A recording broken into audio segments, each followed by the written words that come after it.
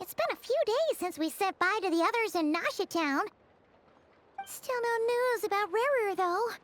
Where could he have slunk off to? If only he was gone for good.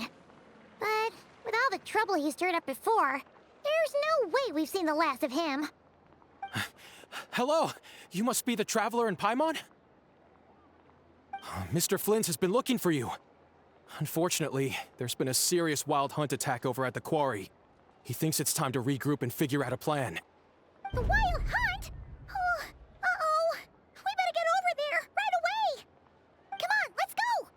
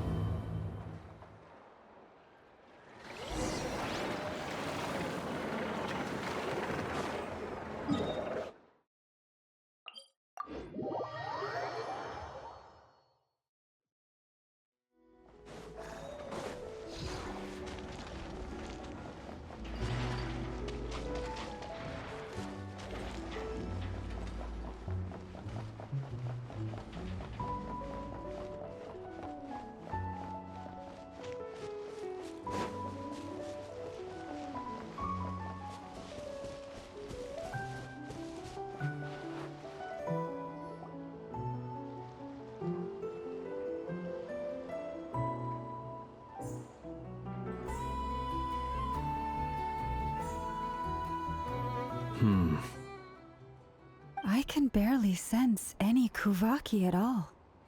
This whole area feels like a soulless husk. Looks like his appetite truly is insatiable. As if the power of that energy cannon wasn't enough. He's not seriously still getting stronger? What's his endgame here? Ah, everyone's here already. Hey, we made it. So, what's going on?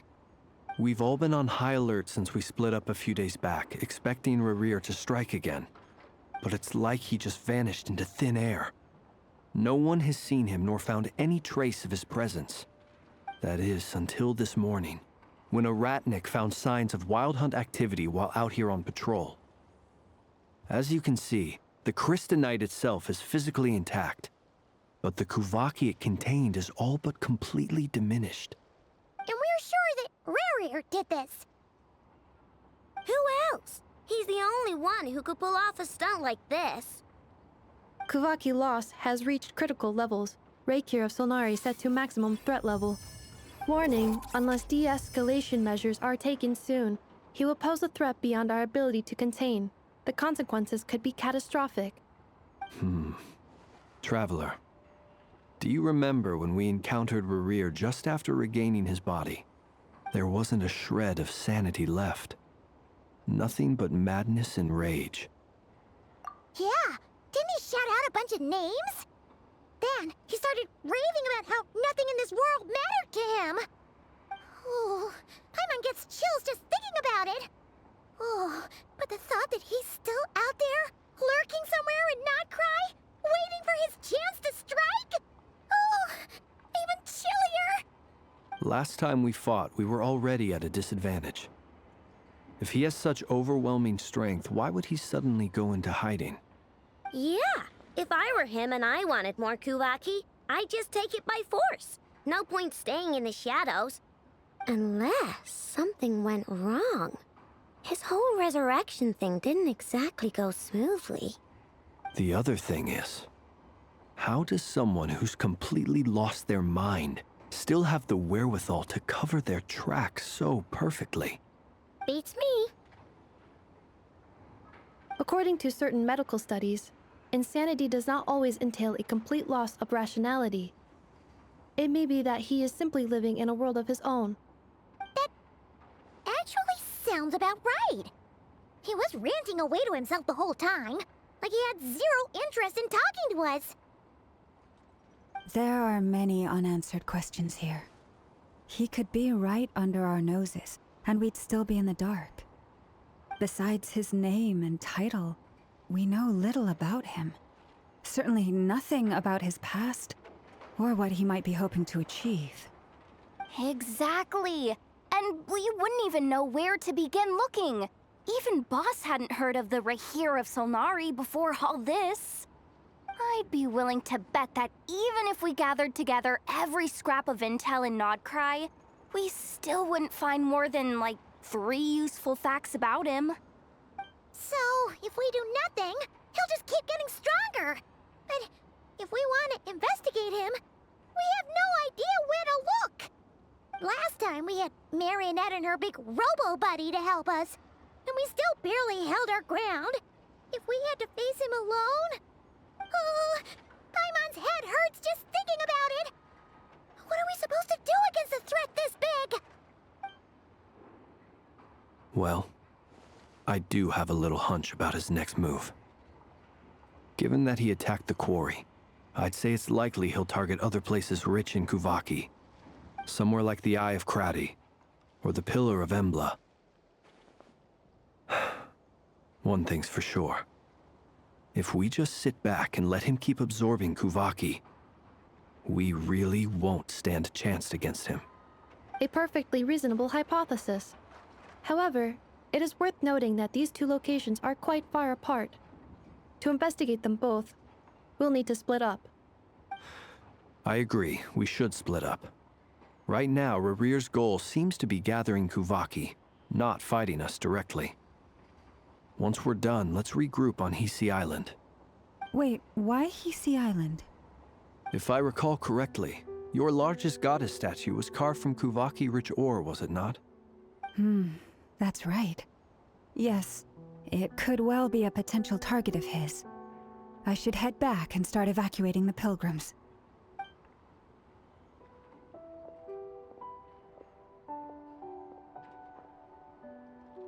Splitting up's always gonna be risky. But I guess we don't have much choice, right? We're in a race against time here. And if we do run into Rarir, what then? That's when you follow the 3rd rule of treasure hunting. Run like the wind. Didn't you say the 3rd rule was go with the flow? I don't know. Did I? Anyway, whatever. In this situation, go with the flow means go find backup. Agreed. If anyone finds so much as a trace of Rarir, do not pursue him. Get out of the area and alert the rest of us as soon as possible. We need to put safety first. All right, we'd better get moving. Come on, Anefa, let's go.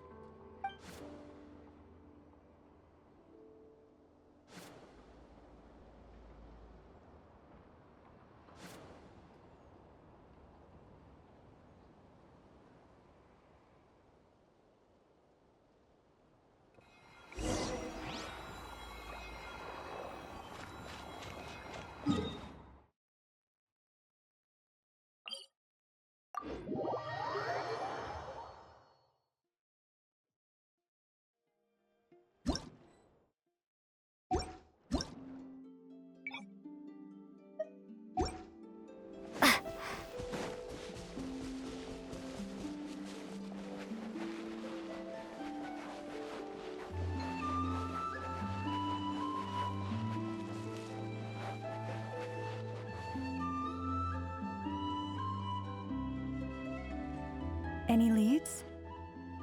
Nope. Diddly squat. No clues to where he might be hiding. It's like he's a ghost. It feels like we're sitting on a powder keg that could go off at any second. Ugh, I hate this feeling. I'd rather face him head on than be left hanging like this. So, you guys didn't find anything either? Not loving the word either. How about you, Flints? I questioned a few Ratniki and eventually narrowed my investigation down to one suspicious individual. But by the time I got to his place, he was already gone. Almost as if he knew someone was on to him. Either that, or he's just extremely cautious and doesn't stay in one place for long. He's been biding his time for a while now. The question is, where or what is his next target? No idea. Since regaining his body, he seems to have lost all interest in the fragment in my possession. If he did still want it, he's had plenty of chances to take it. All we can do now is hope that Ino and Anefa turn up some leads. Darn it, Rerir! If you've got the guts, come face me one-on-one! Wait, he's actually here? I didn't mean it! I swear! No, it's coming from Silver Moon Hall. The Lady Kutar might be in danger. Let's get over there, quick!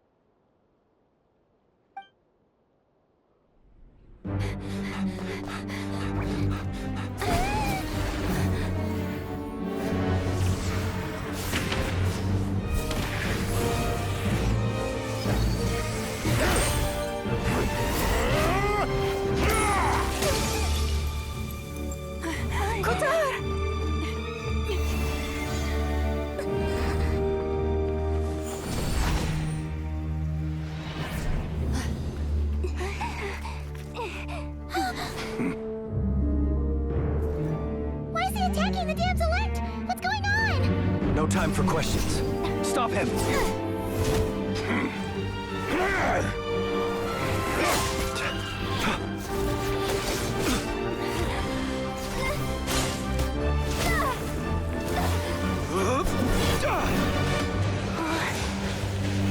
This is insane. Yehuda, get Kutar out of here! On it.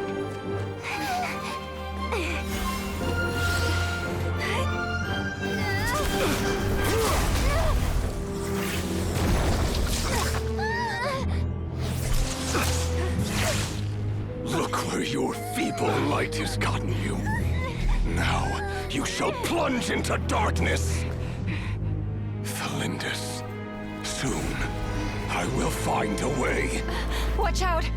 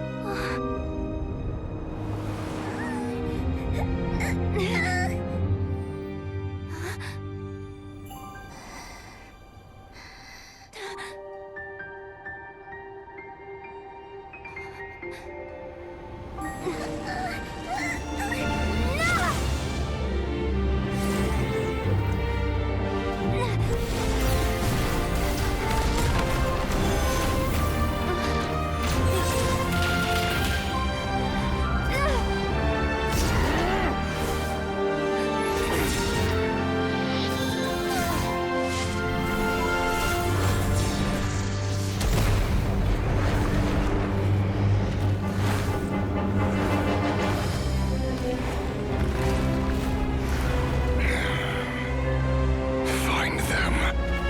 Even if it means turning this place to ashes.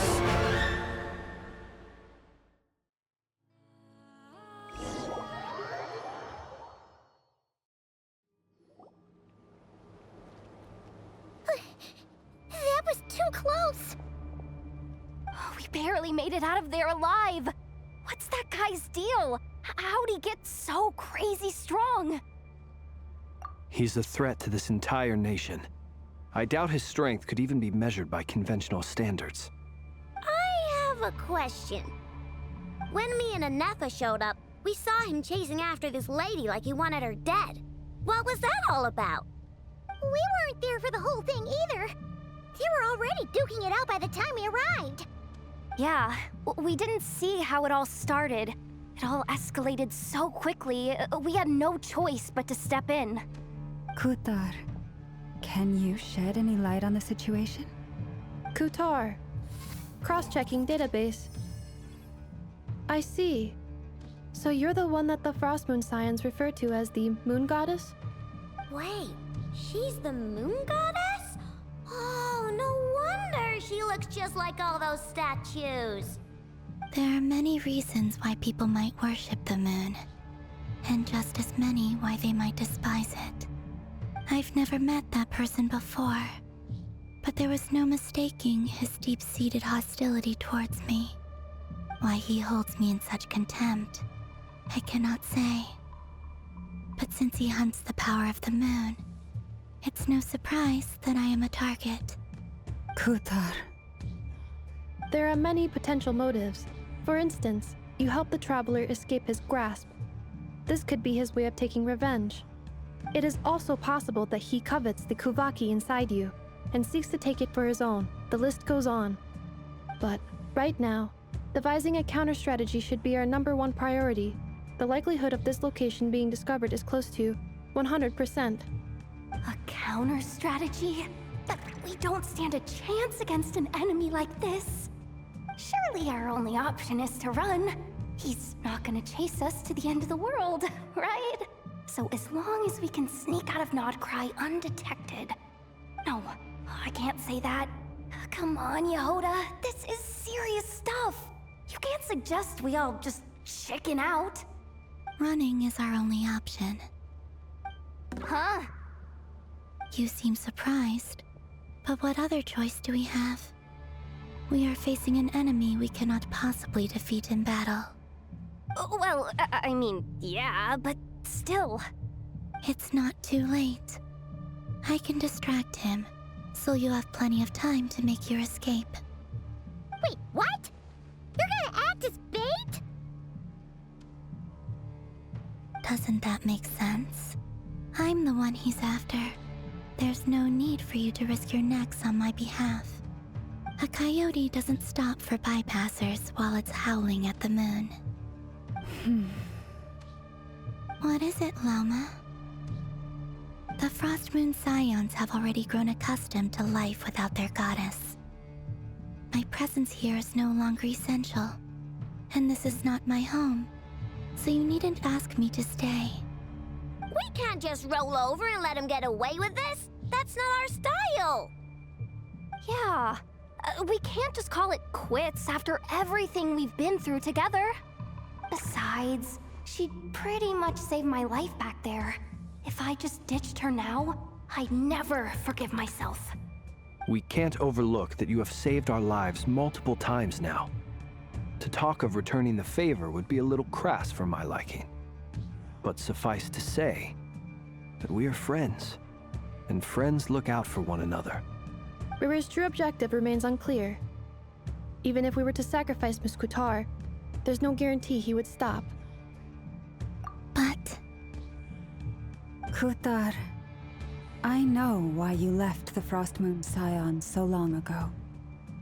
It was because people started treating prayer as a form of trade. They would make self-centered wishes, force you to accept meaningless offerings in return, and then expect you to perform miracles for them, as if that were their entitlement. If it were me, I might have walked away too. But I believe that time can change everything, and that sometimes it takes losing something precious to appreciate its true worth. After much reflection, I've realized that this was never about whether the Frost Moon Scions need you. Any relationship based on need is purely transactional. What I truly hope is that you'll choose to stay, not out of obligation, but as part of our family. You were born here, and now you've returned. Who knows? Perhaps it was the moonlight that guided you home. thank you, Lauma. But my power is on the wane. I'm afraid I will be of little use to you now. Very well then. I'll do as you say. Both times you saved us, we were transported across great distances in an instant. Is that one of your powers as the Moon Goddess? It is, but I find it very draining. I barely managed to pull it off just now, and it will be some time before I'm strong enough to do so again. Rejected by the world, my power is dwindling. Like a lake cut off from its source, slowly shrinking away. Now, it has almost run dry. What do you mean, rejected by the world? The three moons belong to the ancient bygone era in which they came into being. From the moment I was born, the world itself has been steadily sapping away at my strength. The three moons are not one and the same.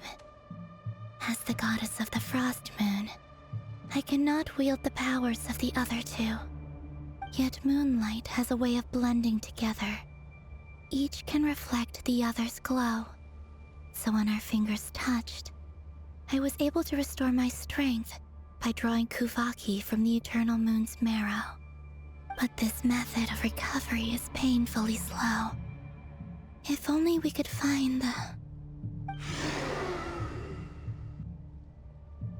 It's the Wild Hunt! Even faster than we expected. We'll have to finish this conversation later. See how those Wild Hunt creatures are running away from us. They're likely just a scouting party, which means Rerir won't be far behind. Then what are we waiting for? Let's get the heck out of here!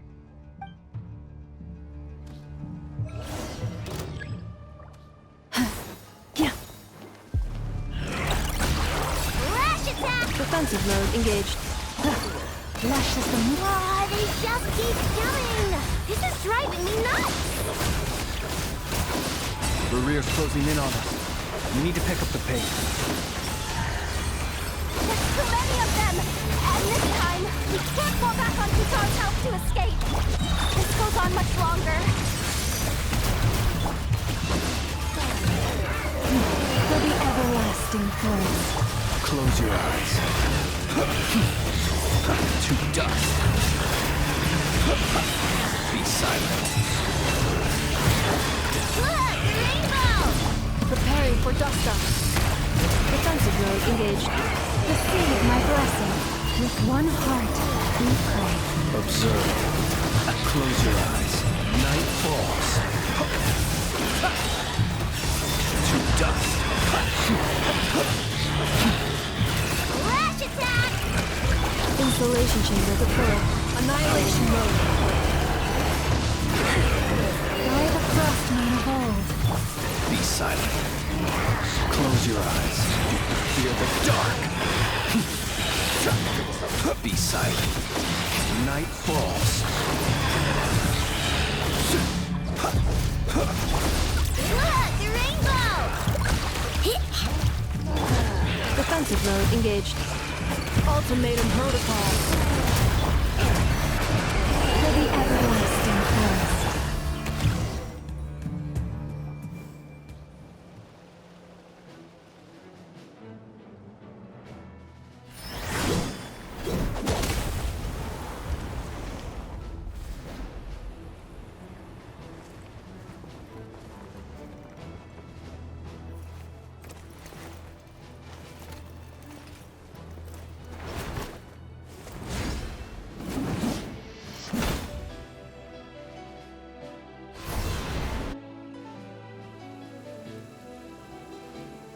What's the matter? Bit off more than you could chew?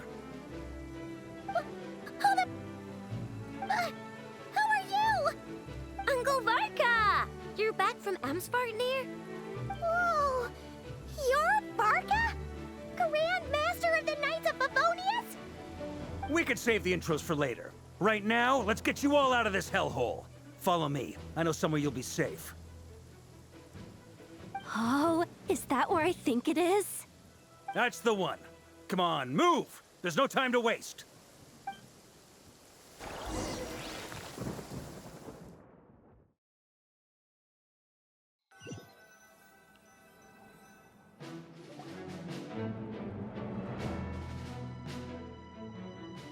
Wow! Where are we?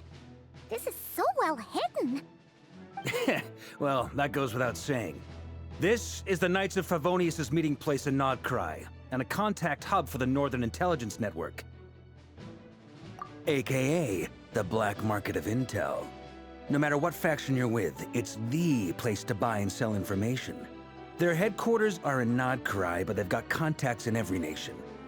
As an expeditionary force on foreign soil, working with them has offered us the most effective way of getting our hands on reliable local intel.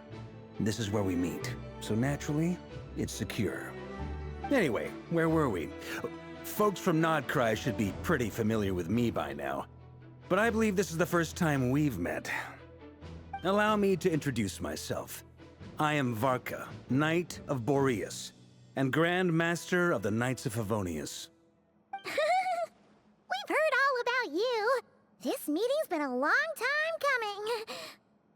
You look way younger than Paimon expected, but you definitely have that Grand Master vibe. Well, I'm no spring chicken. Just not showing my age yet. Definitely feeling some of that back pain today, though.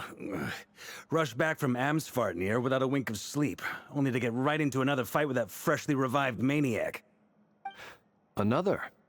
You mean you fought him before? Yep. He wasn't nearly as strong back then, but he was still a formidable foe. I brought some of the knights along to give him a little surprise, but he saw us coming from a mile off. My squad took heavy injuries, and I barely made it out alive myself. We knew it might have been our last chance, so we staked everything on it. But still, it wasn't enough to stop him. I tried tracking him down afterwards, but he didn't leave a trace. Even in his unhinged mental state, he's as cautious as any trained operative. So, I decided to come find you. And as luck would have it, turned up to find you being ambushed by the Wild Hunt. The rest, you already know. Is that why he's been frantically absorbing Kuvaki these past few days? Because he sees you as a threat? Maybe I'm part of the equation, but even if I weren't, I'm sure he'd still be gathering power. He's clearly working up towards something. Note to self, Uncle Varka's strength rating officially upgraded.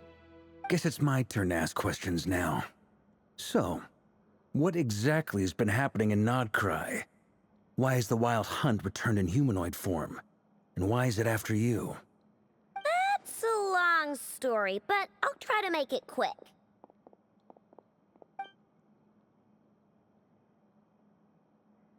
Wow, I had no idea so much had happened.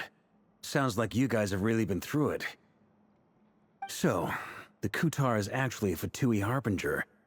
And all this Wild Hunt activity in Nod-Krai is the work of the Raker of Solnari, one of the 5 sinners. That's a lot to take in. Need some time to wrap my head around it all. I'm truly sorry, Mr. Varka. You stood with us against the Wild Hunt, and did everything you could to stop it from escalating into a full-blown catastrophe. And then, the one time you're away, it all comes to a head and all your hard work gets undone. You've got nothing to apologize for, Miss Moonchanter. You can plan 100 steps ahead and still slip up. That's just life. No one knows what tomorrow holds. You can't predict which way the wind will blow next. And, to be perfectly honest, I can't say I'm surprised. For all the times we've defeated the Wild Hunt in the past, we've never been able to completely wipe it out. Turns out, we were just delaying the inevitable. But now that a new variable has come into play, fate may well take a different course. A new variable? You mean us? Who else? And in a strange way, I think his resurgence might not be an entirely bad thing. The Wild Hunt is like an unrelenting force of nature, but Rerir is an individual with an agenda. He's gotta have a weak spot somewhere. That said, while I was explaining everything just now, some of the points that Mr. Flint's added caught my attention. You mean about our mystery ally? That's right. From what you've said, not only did they lead you straight to some key files, they also shielded Hisi Island from a lethal Kuvaki blast. I don't know who or what could pull something like that off. Heck, even Miss Columbina doesn't have a clue. I hadn't heard the story about those files. Would you mind repeating their titles for me?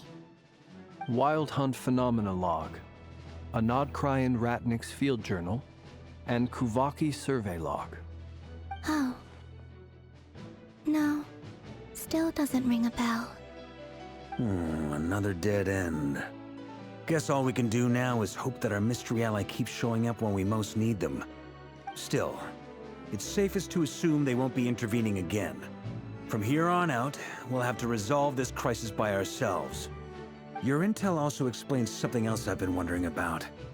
The reason I led my team to Amsfartnir was because we'd had reports about a possible source of the Wild Hunt showing up there. But once we looked into it, it turned out to be a red herring. I don't know who was behind it, but clearly, it served its purpose. I doubt it's by chance that he happened to make his comeback while my attention was diverted. And from everything you told me, it sounds like his scheming began well before his return. So maybe luring me away was all a part of his plan. But is it even possible that he orchestrated all of this by himself?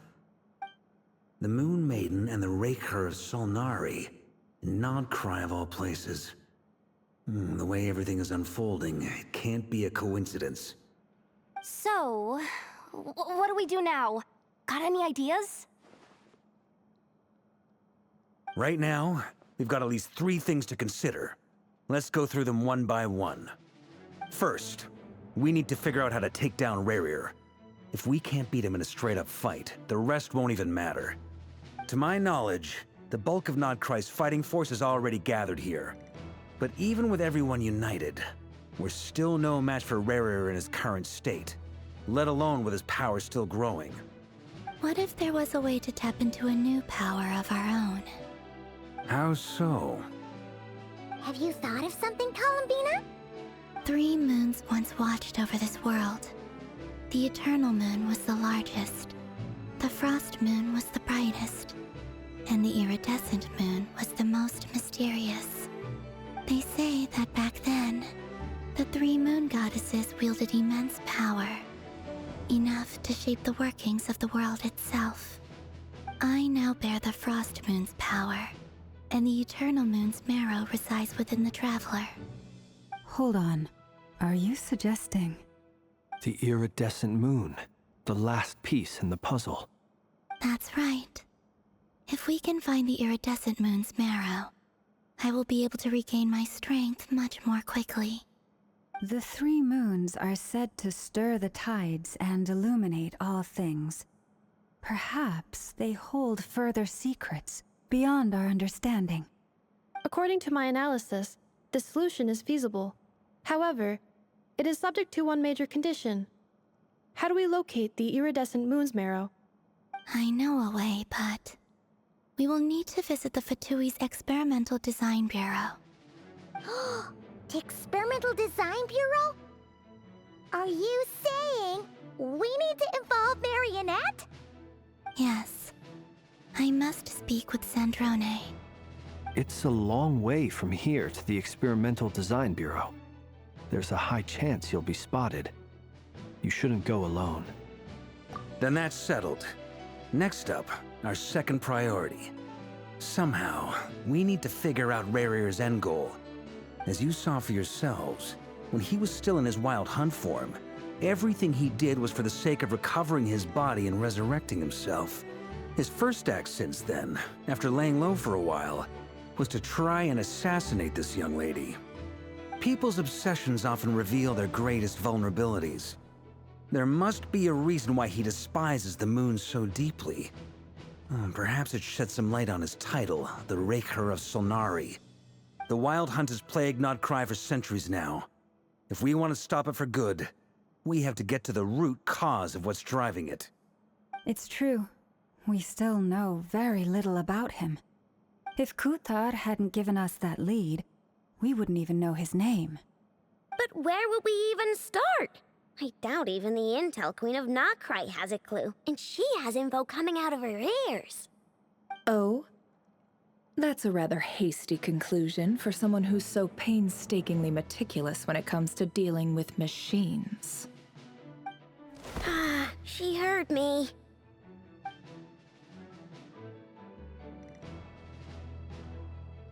Boss! What are you doing here? I'm now asking myself the same question. I received a letter from a humble knight of Favonius, requesting a meeting to discuss a major business deal. But it looks like this humble knight had something else in mind. Details, details. Miss Neffer, the important thing is that you've arrived at the perfect time. Since his failed ambush, I've been racking my brains trying to come up with a plan to fight Rerir. Given the severity of the situation, I think it's fair to say that our only chance lies in uniting as one. And I'm talking all the factions in Nod-Krai. We can't do this without the Curatorium, but I knew it'd be a tough job to win you over. So, I took the liberty of reaching out for a little chat. Wait a sec. How did you even hear about this place, Neffer? Didn't you say this is meant to be the Knights of Favonius' meeting spot? And a contact hub for the Northern Intelligence Network? And isn't it supposed to be super hidden? You really think he could have gotten settled in Nod-Krai without my help? Besides, I'm the one running this gig. Of course I know where the meeting place is. Allow me to introduce the current head of the Northern Intelligence Network. If it's intel you're after, she's your woman. Pretty much seen and heard it all. Please spare me the flattery. Let's cut to the chase. Seems like you've run into some trouble, huh?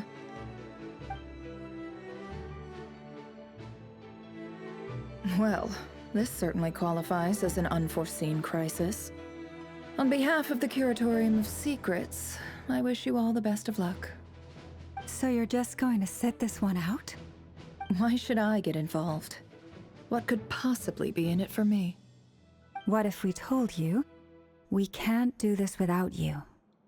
Oh? Then I'd say, you'd better make it worth my while.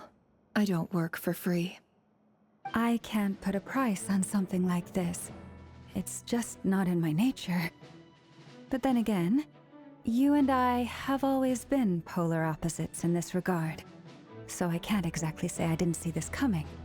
If you insist on compensation, I will pay you. Consider this a formal commission. Sound fair? You just don't give up, do you? Too bad. I know you well enough to know you can't afford my prices. The riskier the job, the more it'll cost. And a Moonchanter's stipend isn't exactly generous.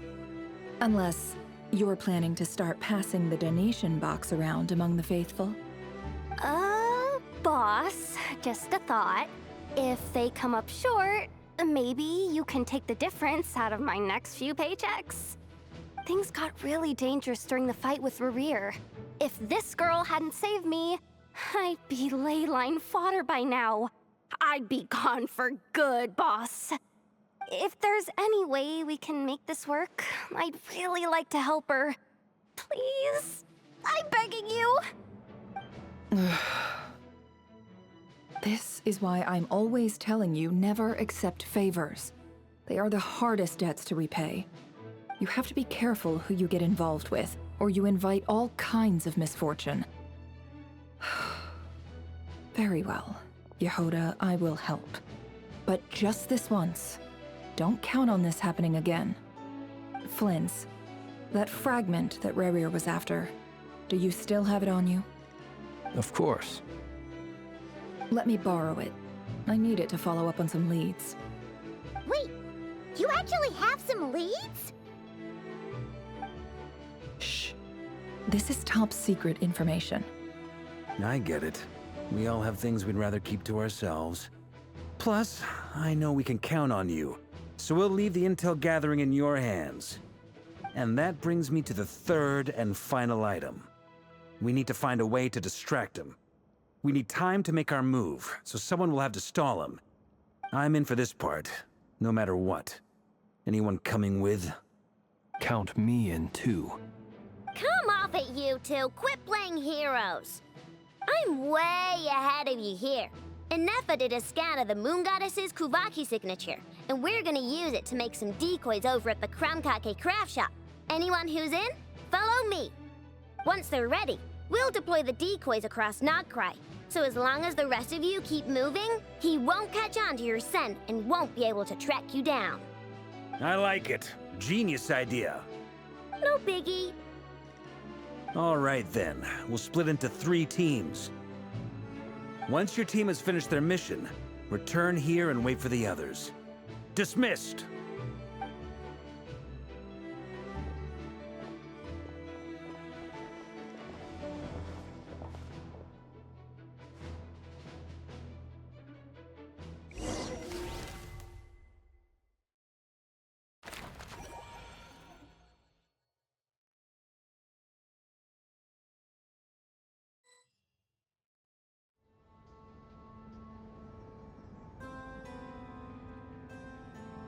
Lady Damselette. Wait, and you two? What are you doing at the Kuvaki Experimental Design Bureau? We've been doing our best to mind our own business lately. But if you're just gonna waltz up here like this, you're seriously pressing your luck. Don't blame us for doing what we have to. Huh. You really think that's gonna scare us off? We're not looking for any trouble. I just want to see Zandrone. Do I need to remind you that you're still a wanted fugitive for deserting us? Out of consideration for our former ties and the crisis we're all up against, we'll let you leave in one piece. But don't even think about trying to get inside. Let them in. But... Are you going to make me repeat that? No, my lady. Zandrone seems to be in a good mood. Must be maintenance day.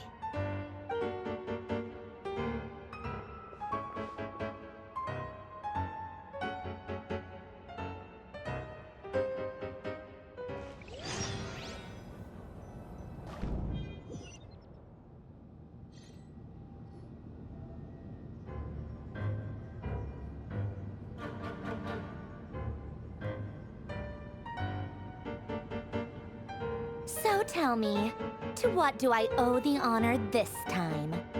Actually, before you answer that, just so we're clear, we're not colleagues anymore, Columbina. I don't owe you anything. I promise it's nothing big. It seems like you've gotten the wrong idea here. The only reason I let you in was because I was bored. It seemed like a way to kill some time and satisfy my own curiosity. Whatever miscalculations I may or may not have made in the past, I haven't lost the plot enough to even consider sticking my neck out for your sakes. I'd like to speak with Arlecchino. What? Huh? You mean the knave? I'd like to speak with Arlecchino. Is she in Nod-Krai? No, she's not. Once the work on this facility was completed, she went back with the Rooster and Regrator. The only ones in Nod-Krai are me and... What is it you need to speak to her about anyway? Rerir is hunting me. If I'm going to face him, I must first retrieve the lost moon.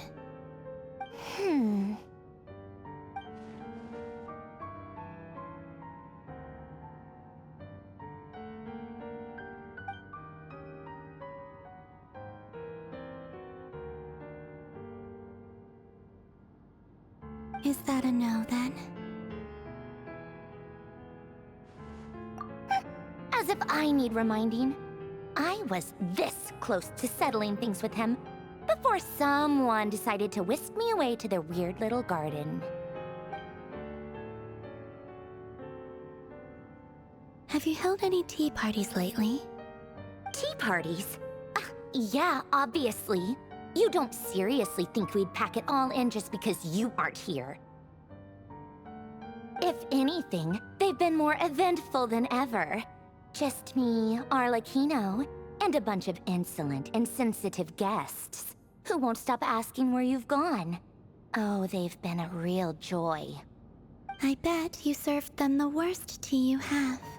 Just like you used to do to me when I upset you. Who cares about how good the tea is when there's no one around to drink it? I keep losing people. First Rosaline, now you. I'm running out of people who can make me laugh. Honestly, what could be more ridiculous than a multi-centenarian goddess who's only ever had the plain herbal tea she received as offerings? You'd always brew a different type of tea for me each time. Was it really just to see how I'd react?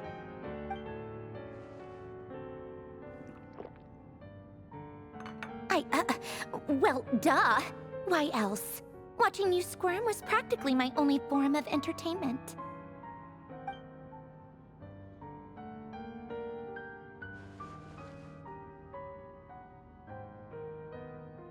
Oh, yeah. And Capitano sometimes used to bring Tartaglia around, too. But I guess we won't be seeing him again. Well, I guess we are overdue for a get-together. Polonia! Have Febronia pass a message to Arlecchino for me. It's time for tea. Will suffice. Pass along a message for me, too, if you would. My body cannot contain the marrow of 2 moons, so I'll be leaving one of them in her care. Excuse me? Who said you were on the guest list? If my tea meant that much to you, maybe quitting the Fatui wasn't your brightest move. Back when you were under the Tsaritsa's protection, no one would have dared come at you so openly. But that protection didn't come for free. In fact, I paid dearly for it. At the end of the day, it was just another transaction. I just got tired, that's all. I never wanted any part in their grand ambitions, and I've had enough of being treated like a bottomless supply of power. It brings back memories from the old days, when I was still worshipped as the moon goddess. Centuries on, it may be a different group of people, but I see the same greed in their eyes. I figured you'd leave eventually. You didn't have as much of a reason to stay as I do. The Tsaritsa gave you shelter and protection, but that was it. Nothing more, nothing less. Meanwhile, the Fatui demanded everything from you in return, until it was more than you could bear. I get why you left. And frankly, I have no interest in dragging you back just because the higher-ups told me to. But if you keep hanging around with this riffraff, the next time we cross paths, we might be enemies for real.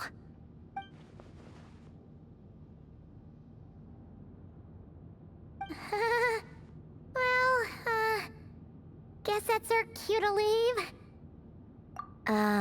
That might be your plan. But it sounds like someone else wants you to stay a little longer. Huh? What do you mean? Listen.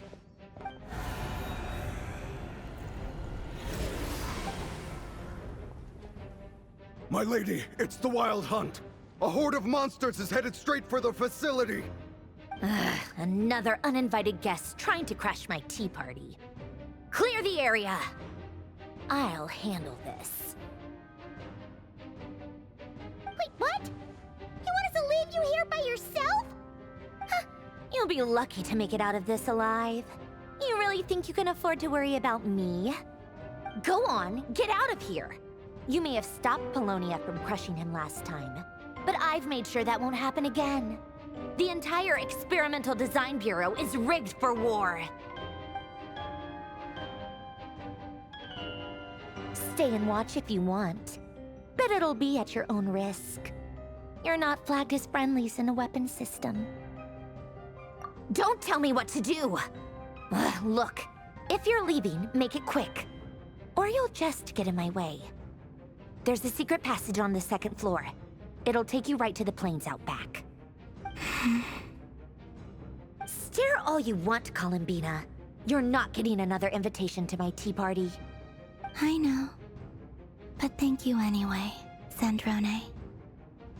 This is exactly why you shouldn't hang around with those people. All their melodrama and sentimental nonsense is rubbing off on you.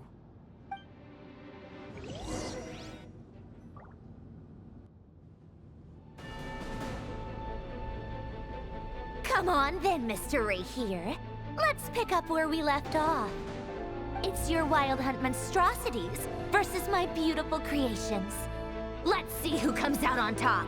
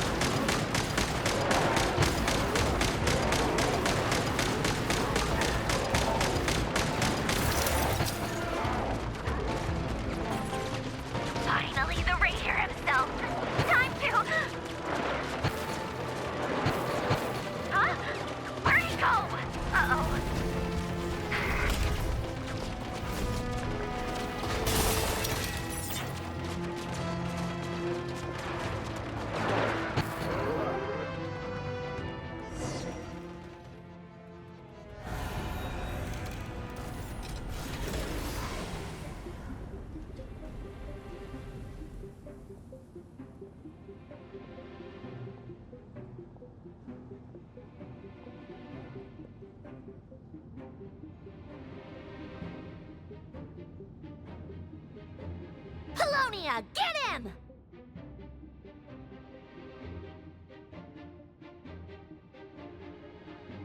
I've upgraded Polonia again since our last encounter, and uploaded every last scrap of your data. So let's finish this, once and for...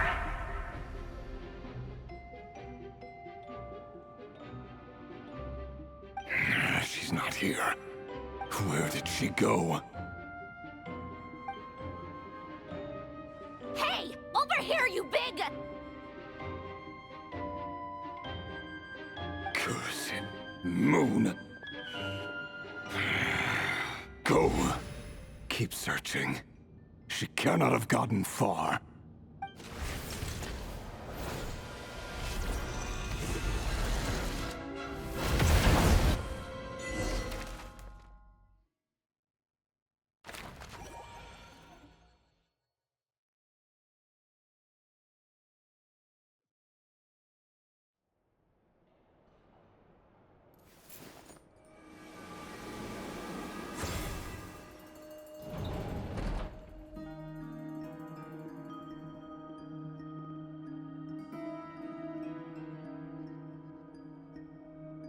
So this is your method for investigating Rarir's past.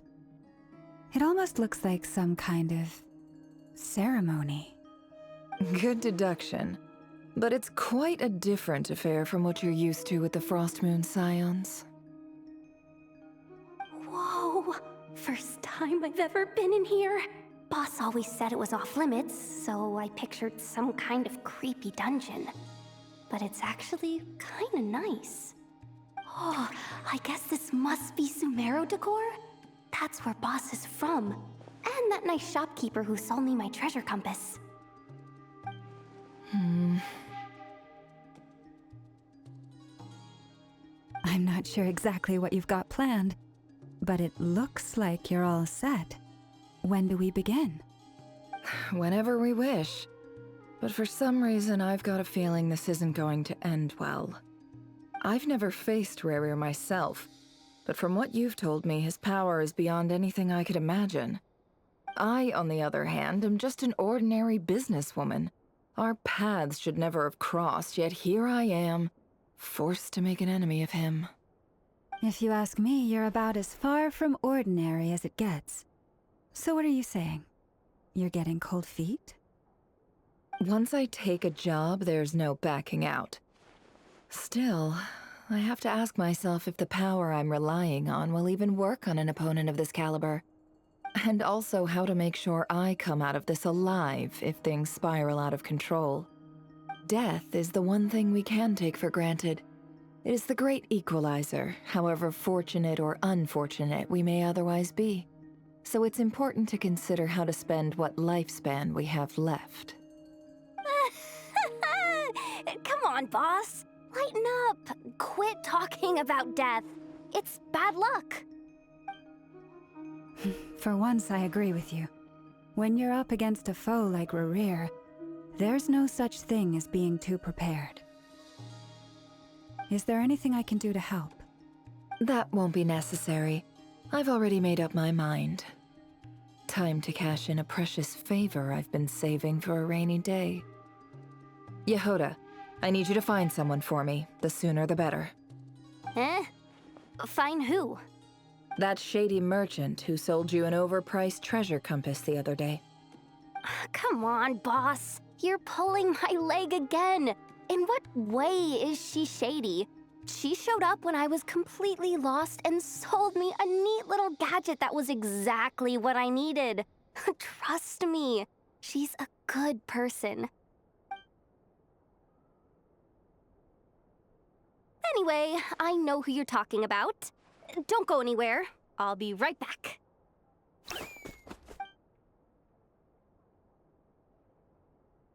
Quit dragging me. I genuinely can't run any further.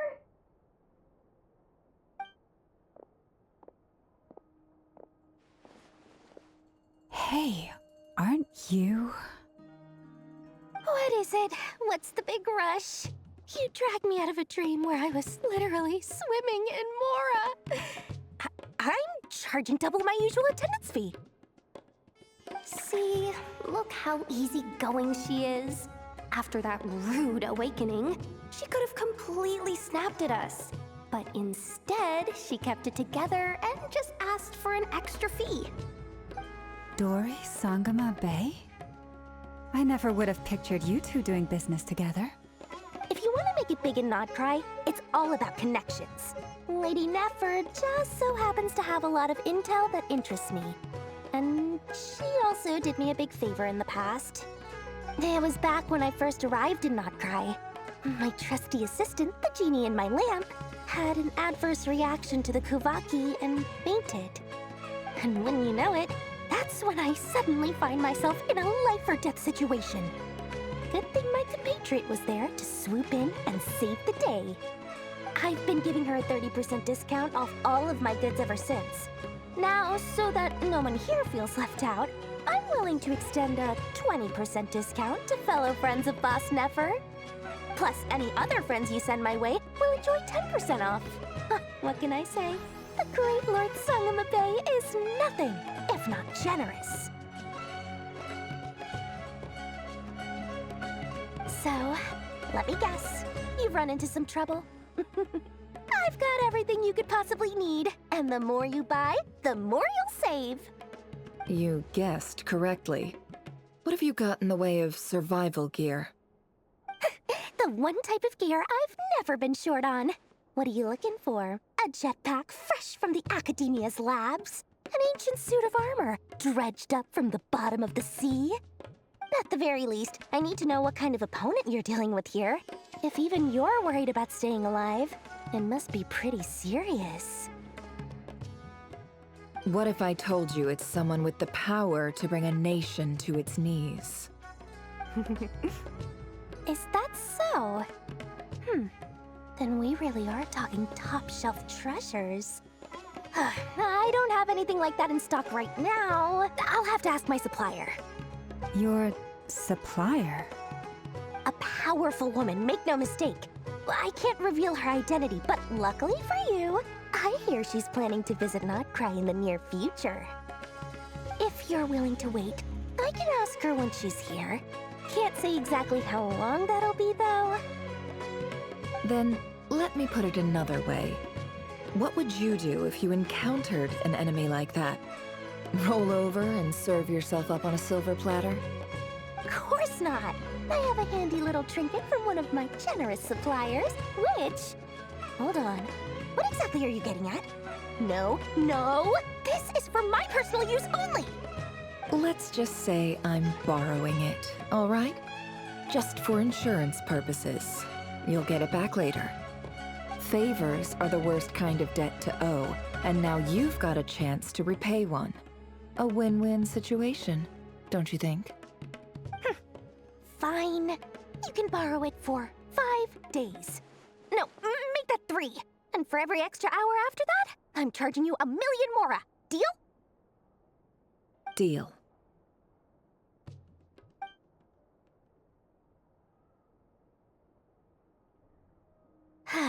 What a way to start the day. Now, was there anything else you wanted? Or can I go back to bed now?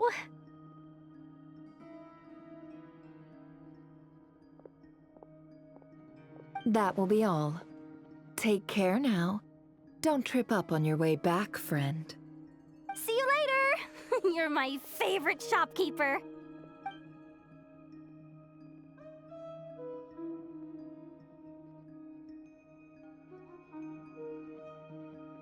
Excellent. Everything is well and truly ready. The ceremony can now begin.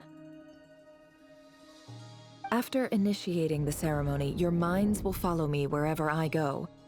You will see many strange things in your mind's eye. So remember, don't be frightened, and don't make a sound. Now then, let us peer into the Raker of Solnari's past.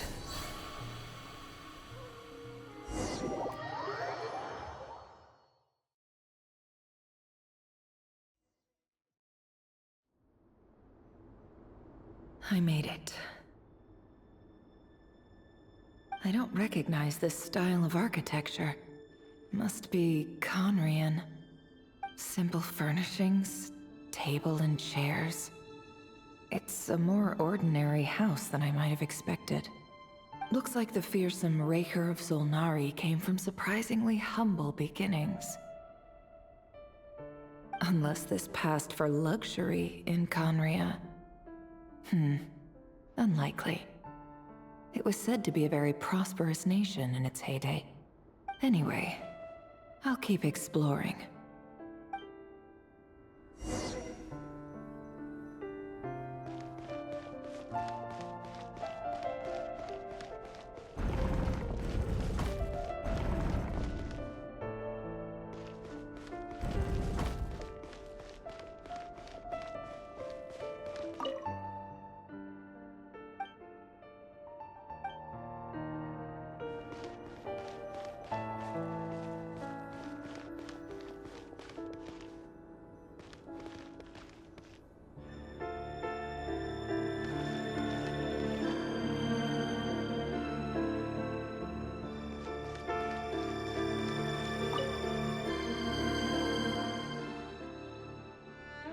Hi, Rivier. Since you're working extra hours tonight, I thought I'd keep myself busy by checking out that new kebab shop. I've heard good things about their menu. I'll test it out, and if it's as good as everyone's saying, let's go back together sometime. P.S. New stash from the Universitas Magistrorum. I brought some goodies home. A few teacups and a pin rack. Hope you like them. They didn't sign their name, but they must have been close. Sounds like they were living together.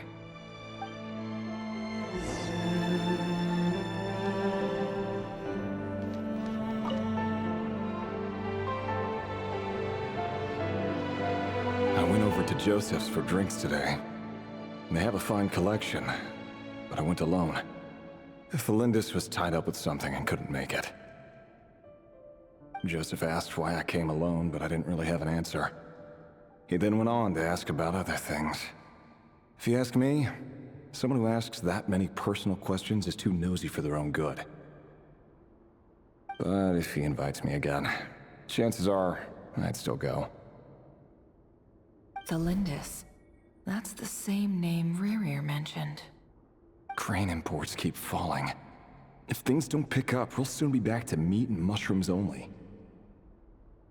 Honestly, I'm not a huge fan of that new type of mushroom everyone's been into lately. Didn't it start out as a lab-grown variety? I heard it's even mildly corrosive. Seriously, why would you even eat something like that? I don't care if it's an impressive feat of alchemy. That just isn't the kind of thing I like to eat. Grain has to be imported, and they're eating a diet of mostly meat and mushrooms. Could it be because Conria is underground, so it doesn't get much sunlight? That would explain why they use so much stone in their buildings. They even use alchemically modified strains for food. Seems like the people of Conria don't have many options when it comes to dining. I've just about saved up enough now. Time to buy it and keep it somewhere safe. Making a big purchase. I wonder what it is.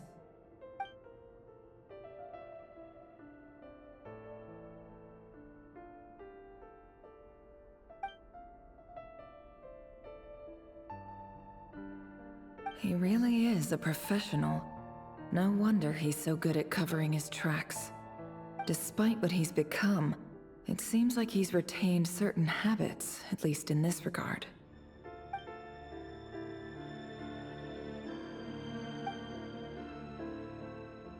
Did Rary rip it out himself?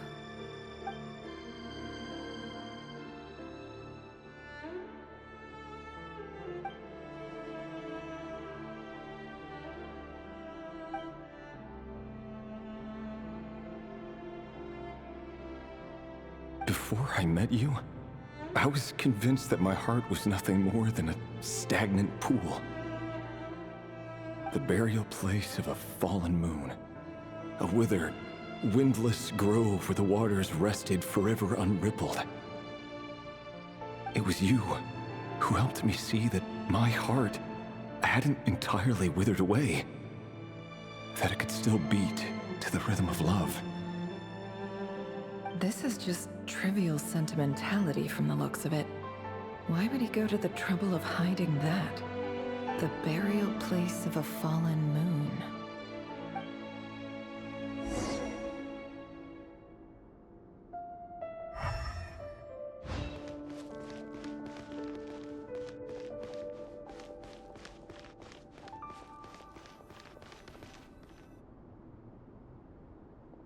Reverie, over here. Dane! Oh, and, Vediflin here? What a surprise to see you here, sir. Hello there, Reverie. You need not address me so formally outside of court. He doesn't get that much free time, so I invited him over for a drink. Even the court prophet deserves a break every now and then, right? Well, I'm flattered. So, what are we discussing today? Hey, don't look at me. As far as I see it, we don't need an excuse to have a few drinks. Come on, don't give us that. Didn't you say you were about to pop the big question? How's that coming along? Who'd have thought the great Twilight Sword was an even greater gossip? I just didn't expect you to be the first one to settle down and get married, that's all. Yeah. If you told me that a few years ago, I wouldn't have believed you either. So, are you planning to come clean about your job then? I'm guessing you still haven't told her. Sure, I'll have to tell her at some point. But I'll need to pick the right time and place. To be honest, I have no idea how she'll take it. Come on, stop being such a pessimist. For all you know, she could be thrilled. I bet she'll be much more impressed by your actual job than the one she thinks you're doing now. A member of the King's Guard.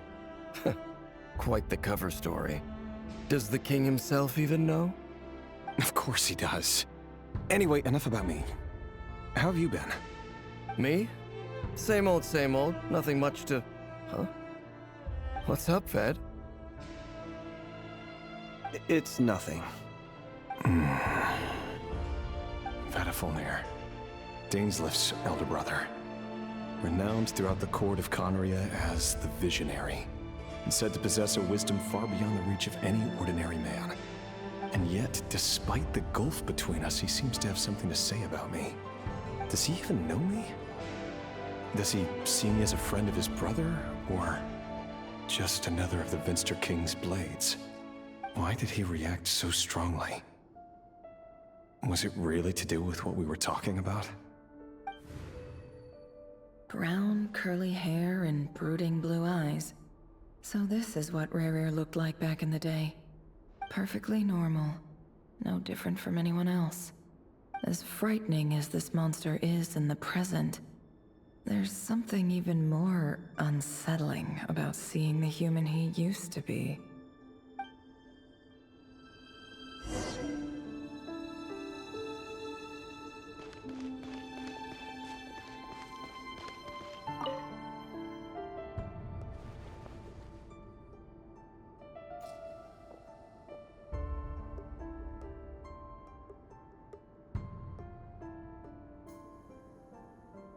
Felindis? You're back early? Our equipment's being serviced today, so I got off earlier than usual. How's your day been? Aw, why the long face? Is something the matter? Has your boss been giving you a hard time again? Went for a drink with Dane and the others after work. Isn't that a good thing?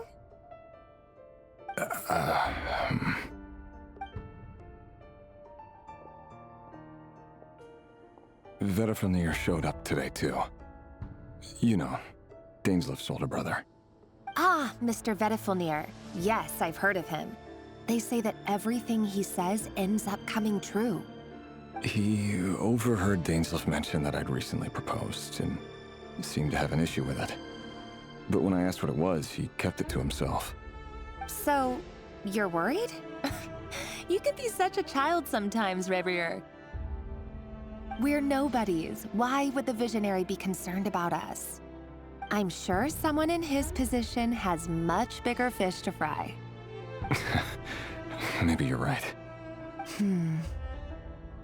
You worry too much, Rerir. We've been together for ages now, and everything's been going so well, has it not? You've even proposed to me. So, you do remember. Tell me then. What's your answer? Like I said, I need some time to decide. You can't just rush into things like this. We may be nobodies in the grand scheme of things, but if we want things to work out, we've still got to plan ahead. All right. Take your time. Just don't keep me waiting forever. Nobodies. Sounds about right. In the eyes of people like Vedalfnir and Dainsleif, what do we matter? Can someone whose gaze is so fixed on a far-flung future even see the present clearly? Besides, the dynasty's fate rests with the king and his inner circle. Whatever I do, it won't make much difference. Meanwhile, every idea they come up with and every decision they make, it affects everything. These days, the king is lost in his research, and the purge of the Crimson Moon bloodline grows ever more intense. The opposition tried to speak out, but nothing came of it. And I'm under no illusions as to why. Because we eliminated them and got rid of their bodies.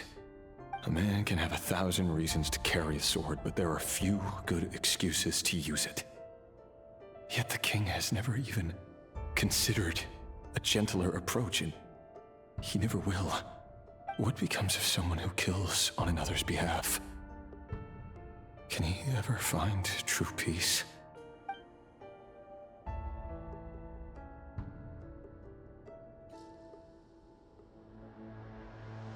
Thelindis?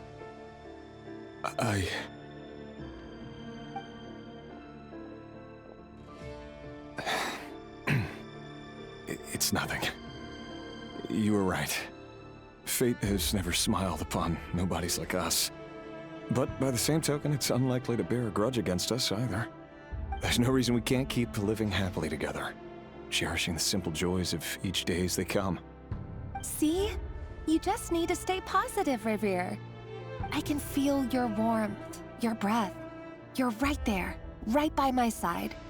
Just seeing you makes me happy in a way I can't explain, and that's something that no one could ever take away from me. So smile, my love. Let go of that frown. You're right, Thelindis. I've just been overthinking things. That's better. Getting caught up about things like this will only ruin our evening. Speaking of which, all set for the ball tonight? I need to go get ready. You go ahead. I just have a few things to take care of, then I'll come join you. Even busier than the big shots, huh? Fine, I'll go get started. But don't be late. If you keep me waiting too long, I won't be a happy bunny. Relax. I'll be there. Seriously, though, you drive a hard bargain. You're really gonna leave my proposal hanging and still expect me to take you to the ball? Well, that goes without saying. I already told everyone I'd be coming with a dance partner. Besides, they're two completely different things. Let's take it one thing at a time, all right? All right. White outfit it is. It seems like Rerir was deliberately hiding his ties to the intelligence services by giving the impression that he was just an ordinary member of the Finster King's Guard. He clearly doesn't want his would-be fiancée to know about his other life. Then again, that's hardly surprising. People in the intelligence trade rarely do. Who'd have thought we were in the same line of work? Let's dig a little deeper.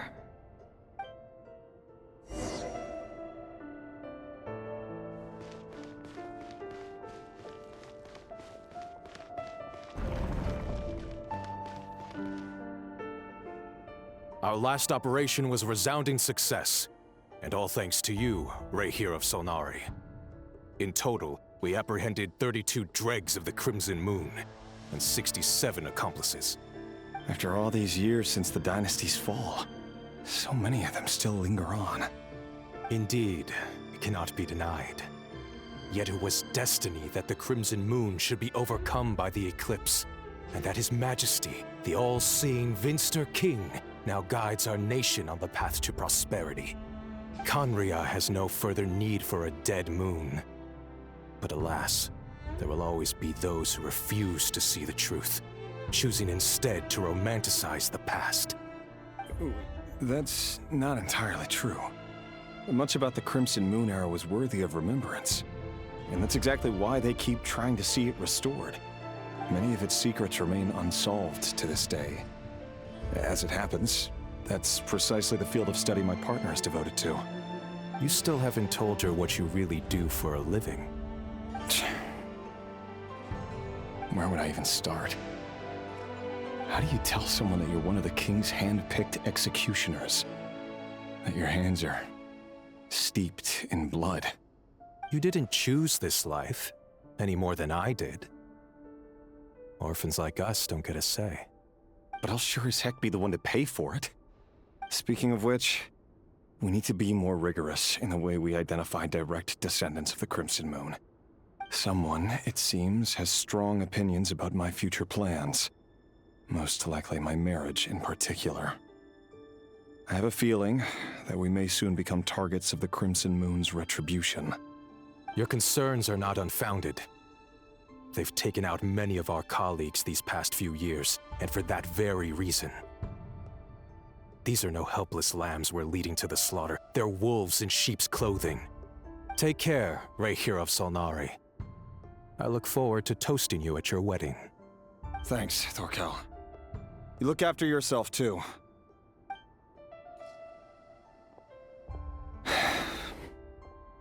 Thelindis, I never wanted to keep this from you.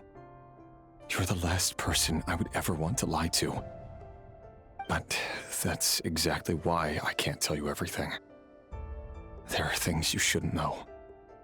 Things you cannot know. The moonlit dynasties are a thing of the past. Yet even now, with the sun shining high in the sky, there are those who would call forth a dead moon's ghost. Could that be why Vedalfnir held back? Or was it because of some court secret he's not at liberty to share? I have to get a clear answer from him. No matter what happens, I will protect Thelindis. Rayhir seems to be very concerned by Vedalfnir's reaction. Vedalfnir and Dainsleif, the Visionary and Twilight Sword. So that's what they were really like. I've investigated this whole area now. There doesn't seem to be any other memories here. Should I try somewhere else? Wait a second. What's this black smoke?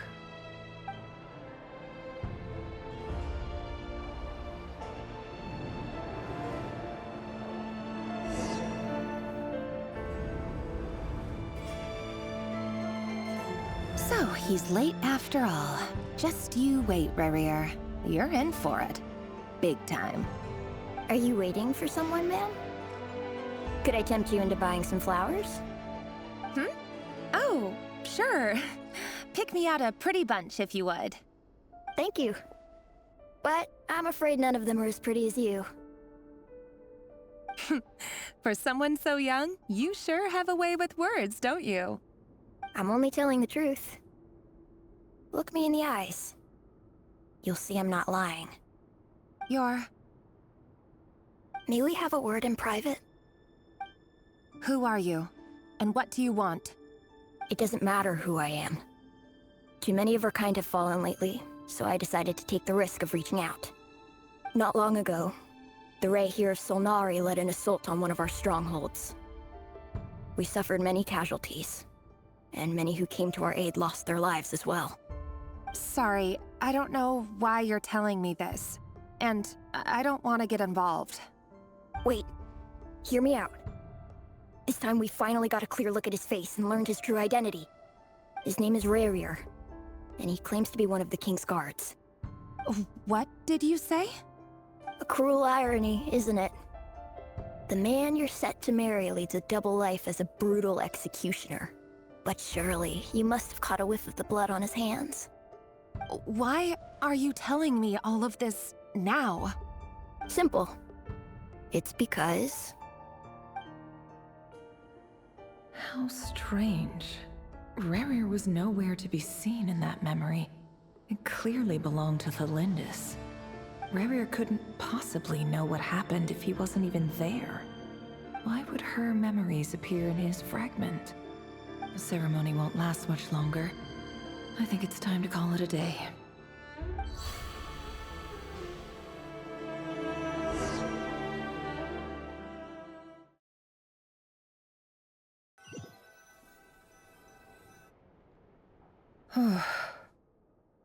So that was your doing? Did you just pull us inside Rerir's fragment to spy directly on his memories? Any more questions, and I'll have to start charging. I had no idea you could do that, boss! Seriously, that was amazing!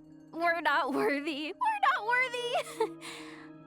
I gotta admit, though, I'm itching to see what happens next. Feels like we barely scratched the surface.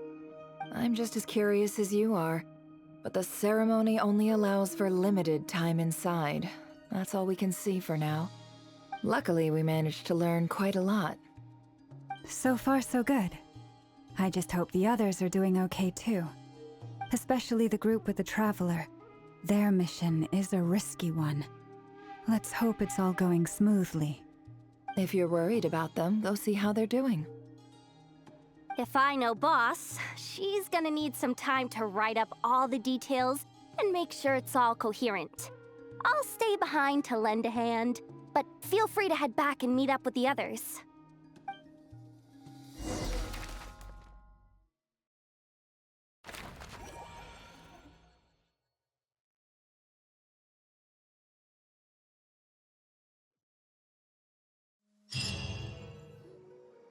Oh, they've been prowling around for nearly 2 days now. These things just won't quit. Oh, they might not have seen us yet, but them constantly sweeping the area, our way out is completely blocked. Oh, that's never gonna work. One little slip up and it's game over. If they spot us, they'll run straight back to Rerir. And once he knows we're here, it won't be long before he's breathing down our necks again. Oh, guess you're right. All right, time to zip it.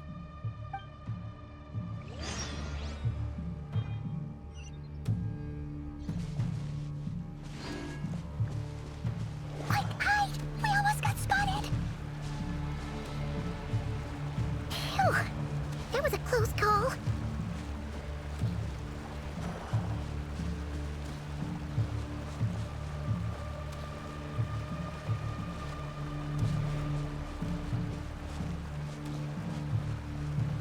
Watch out! He's coming this way!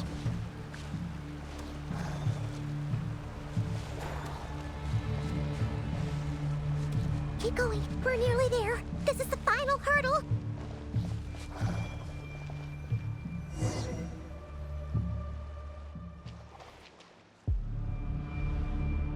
Oh, there's no end to these things!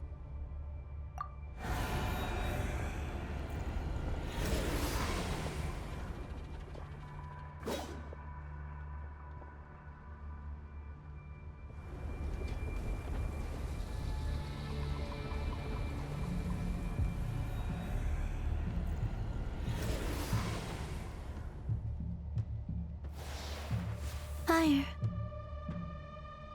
Fire? Wait, what's that smell? Oh no, there's a fire!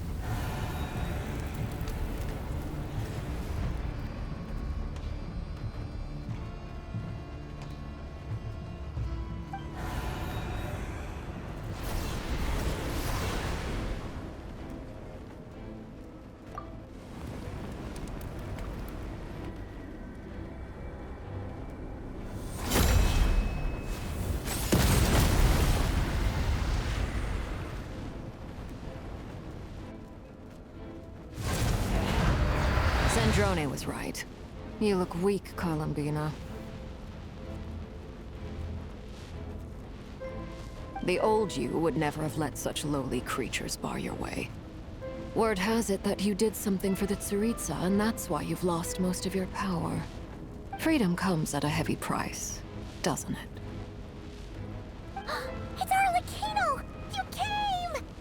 Hello again, Columbina.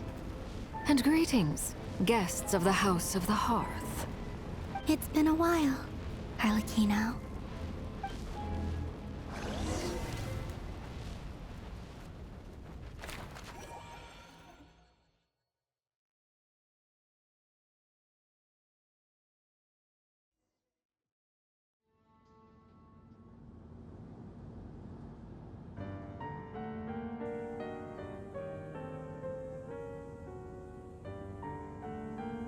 Stupid right here of stupid Solnari. Ugh, whatever. I've got all the data I need. Next time we meet, you're finished. He sure doesn't pull his punches. Excuse me, do you need a hand? You can do me a favor by staying out of my way. Can't you see I'm busy? Wait a minute. I recognize that voice. Hello, Miss Sandrone. Father sent us over to help. How considerate of her. Hey, Fremine, get over here and help me fix this. Lenny, you do your thing. Just keep your sister away from my machines. Nearly every machine that cat girl touches ends up going haywire. Go put her on cleaning duty or something.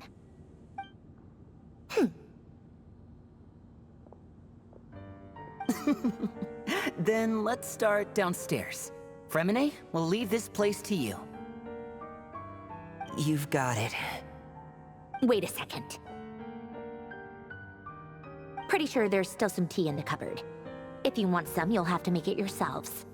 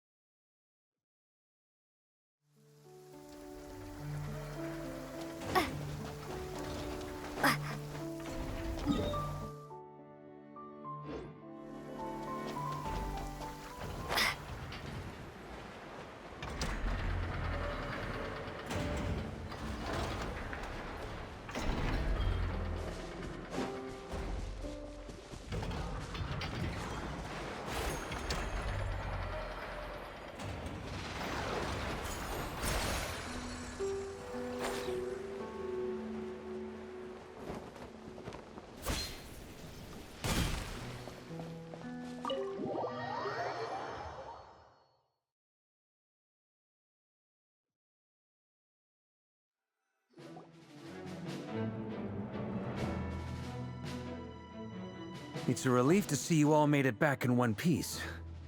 Huh? Feels like there's quite a few people missing. Where's Flint's and the others? And what about Nefer?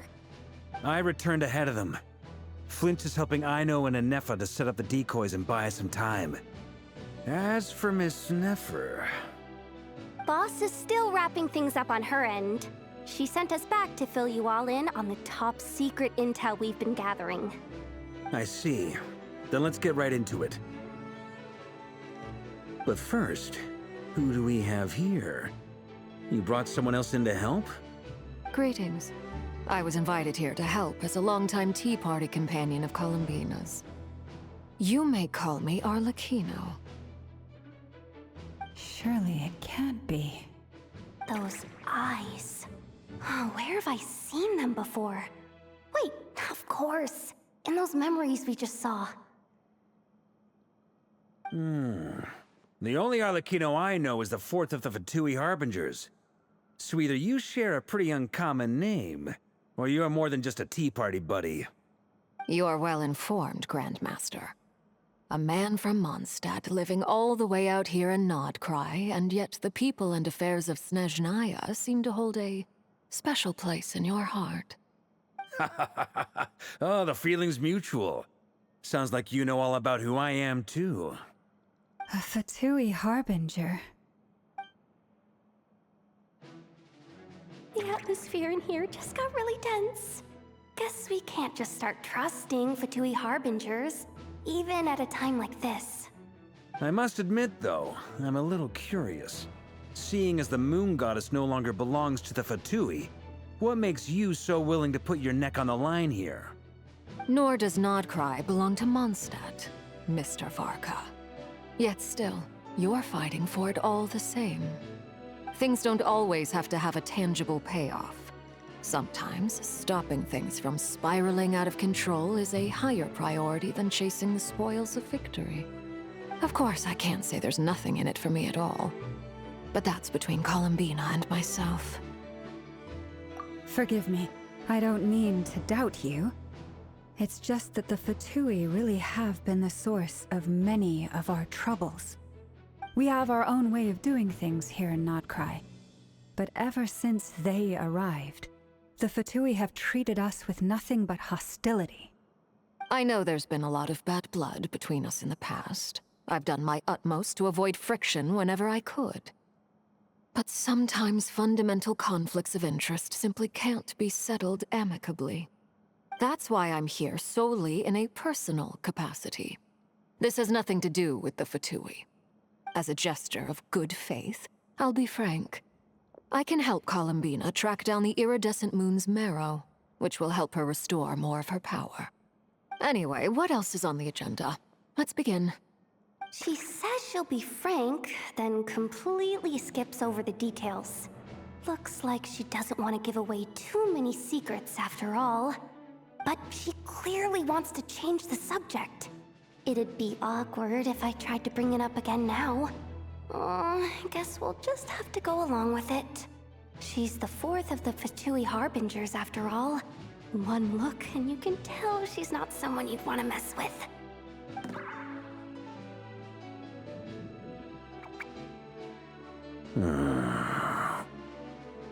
Well, since Miss Arlecchino sounds confident in her ability to handle that, we'll proceed to the next topic. Yehoda, time to share that top-secret intel. Alright, listen up everyone. First, we now know that Rerir was originally a Conrian secret agent whose primary mission was to hunt down and assassinate the so-called Dregs of the Crimson Moon. The Dregs of the Crimson Moon? In the memories, there was a lot of talk about the Crimson Moon and Eclipse, and a whole bunch of other stuff from the time of Conria. To my knowledge, those were the names of two different Conrian dynasties. Long, long ago, it is said that the people of Conria worshipped the Crimson Moon, drawing a mysterious power from its reflection. But one day, a coup saw the Crimson Moon eclipsed, hence the name of the new dynasty that replaced it, and how it became the new emblem of Conria. Still, long after the Crimson Moon dynasty had fallen, the last ruler of the Eclipse dynasty, the Vinster King, still coveted the secrets it left behind. So, he sent the Reikir of Solnari to secretly hunt down the Crimson Moon's few remaining followers. In those days, Rerir showed no signs of madness. In fact, he was as normal as any other person. Oh, and he had a fiancé, or at least a would-be fiancé, called Tholindis. What's the matter?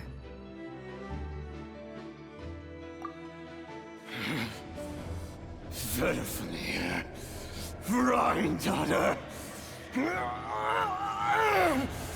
Tholindis.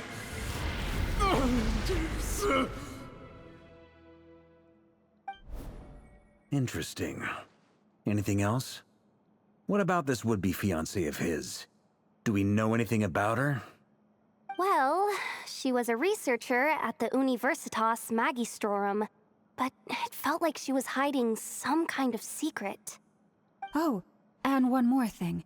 For some reason, Rerir's fragment also contained some of Tholindis' memories. though only a very small portion. Well, no shortage of potential leads, I'll give you that. In any case, it sounds like we can conclude that while Thelindis was still around, Rerir appeared to be lucid and quite normal. Thelindis, it seems, must have been the one thing in this world that he couldn't let go of.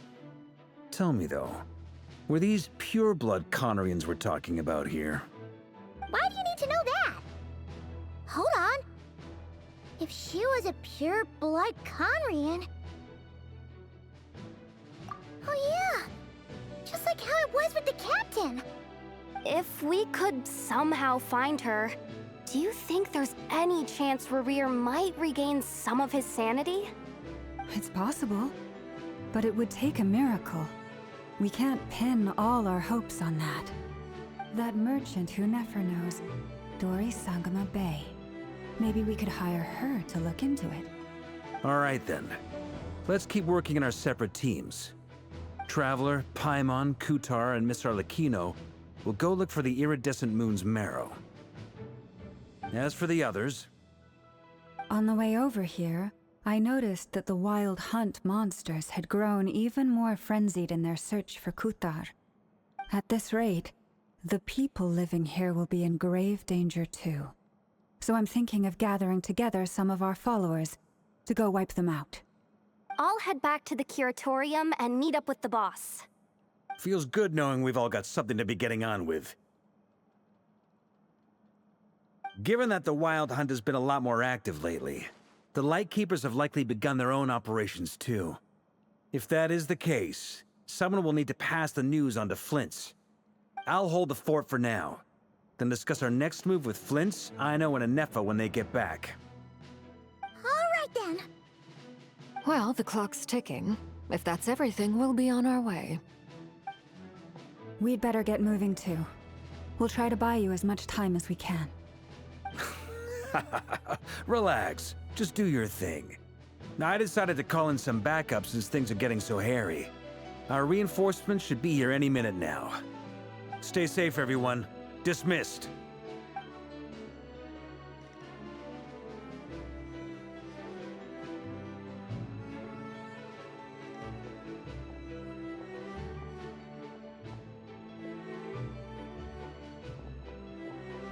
We're back. Did we get here a little early? Or a little late? A tad late. The others have already set off. To summarize, our resident moon goddess has found us a new ally, and Boss Nefer has uncovered some promising info. Everything going smoothly on your end? Not great. I don't know how long we can stall them for. The decoys are getting taken out way faster than we imagined. I'm gonna make some more later, but I need a timeout first. I'm so tired right now. Oh, right! Inefa, could you fill in Uncle Varka on what we just discussed with Flint's? Sure. Uncle Varka, you previously told us about how when you went to investigate a source of the Wild Hunt in Amsvartnir, you discovered that it was just a diversion.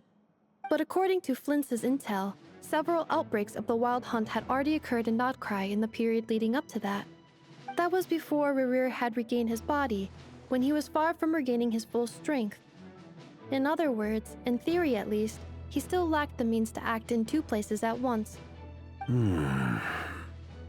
Flint's, with everything that's been happening, the Lightkeepers across Nod-Krai are rallying to fight back against the Wild Hunt. They're gonna need your help. I know, I'm sure you're capable of coming up with something far more effective than decoys. But for now, you should stay here and get some rest. Anefa and I will head back over to Amsvartnir to see if there's anything I missed. I told you Uncle Varka would say that, didn't I? A deal's a deal. Not a word about my snack intake for the next week. Database updated. Reliability of Aino's predictions increased. What does that mean? They were betting on how you'd respond after hearing their intel. It's the obvious choice, isn't it? That's hardly worth betting on.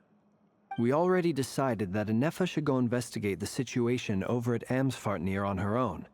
You might as well stay here and keep watch. Someone needs to hang back and oversee our strategy meetings. And besides, you still haven't fully recovered from ambushing Rerir. So I've ended up with the easiest assignment. Well, I appreciate it, everyone. See you when you get back.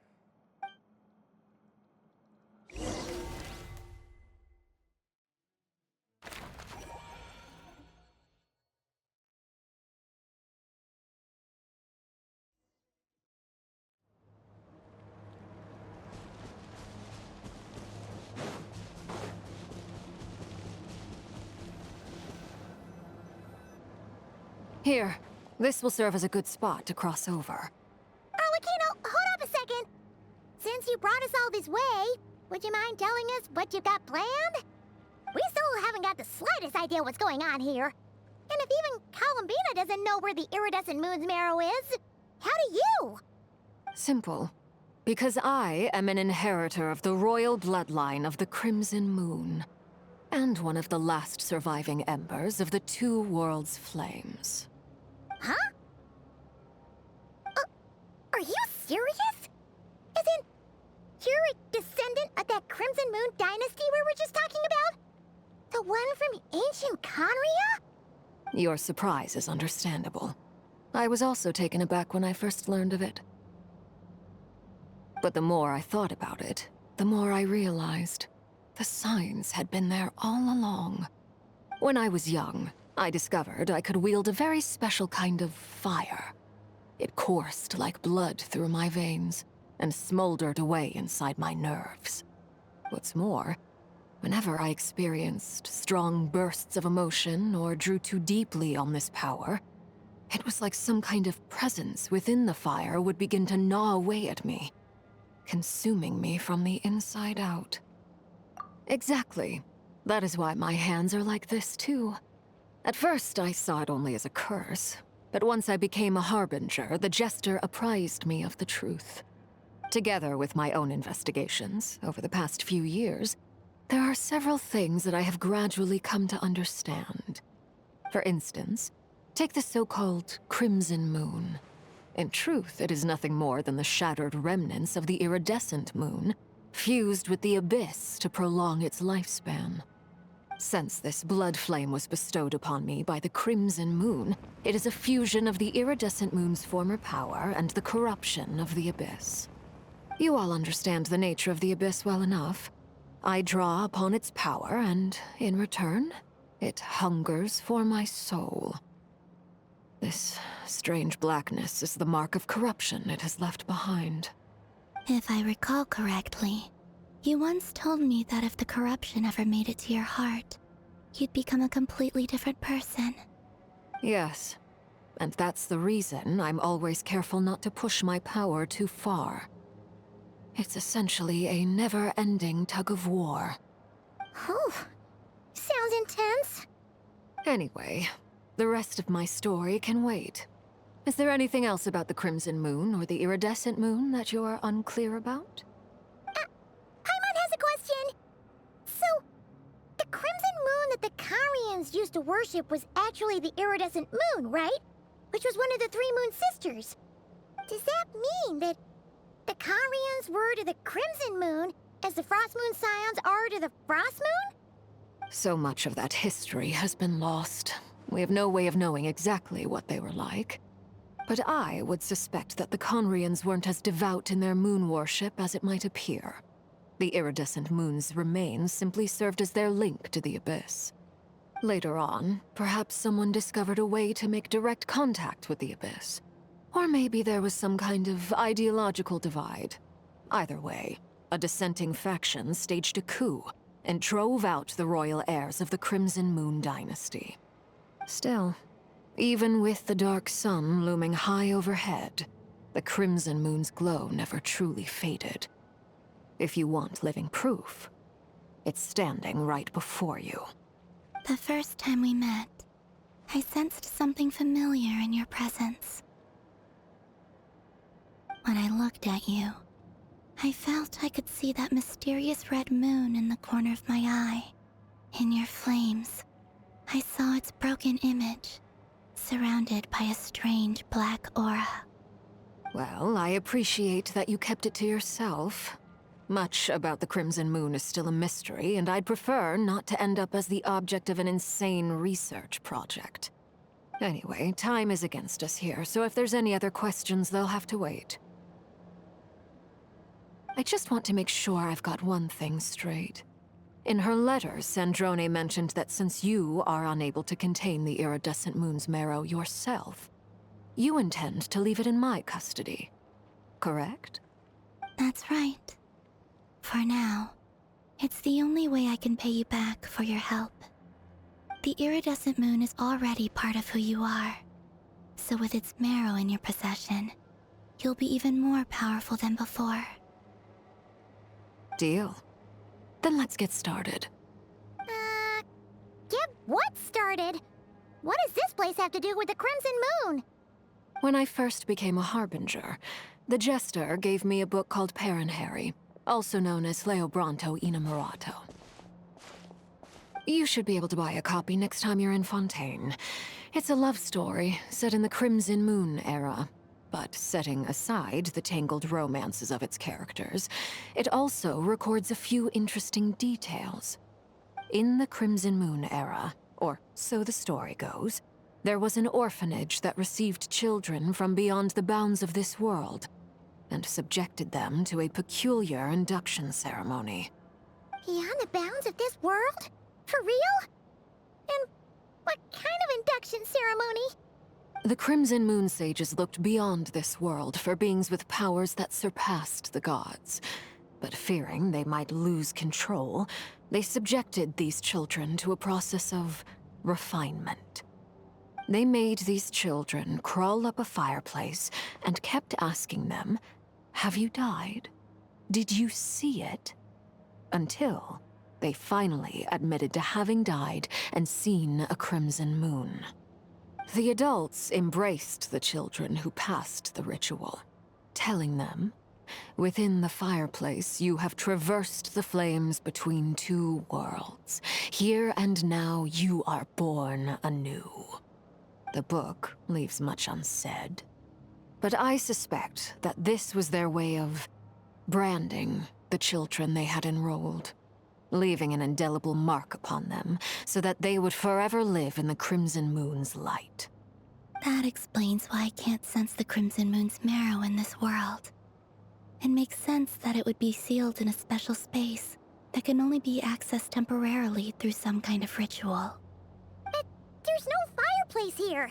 Do you see a chimney anywhere? Oh, are we supposed to build it ourselves? Okay, fine. Paimon will go find some bricks. That won't be necessary. The fireplace is purely symbolic. The key to the ritual is crossing the flames between two worlds. In other words, the flames that burn within me. Those burned away by such flames leave behind a kind of ghostly afterimage in the world. In the days of Conria, people believed they could be used to bridge the gap between the two worlds of life and death. In short, I can open a passage to that space for you. That's the easy part. The catch is I'll need to stay on this side to keep the passage open, so I won't be able to come with you. Once you're inside, you'll have to find your own way. Very well. Then I'll open it up. Traveler, spare me a little more moonlight if you would. I may need it.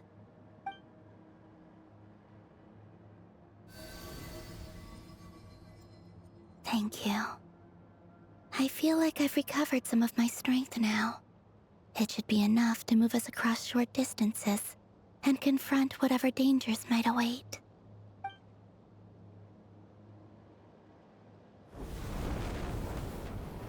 Mistress of the seven hues of ages past, great mother of the present, crimson-clad sovereign of the two realms, by fire severed, by fire renewed, I offer myself now and beseech your descent.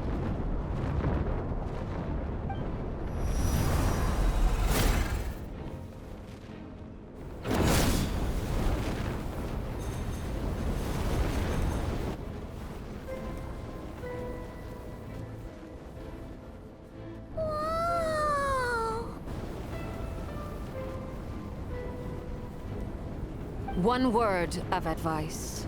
As you're crossing over, no matter what voices you hear, do not answer.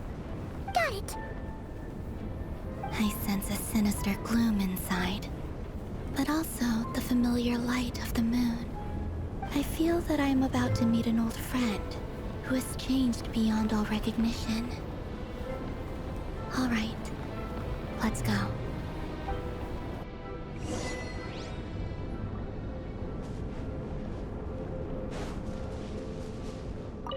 Seismic changes often begin with small windows of opportunity. This could be your window.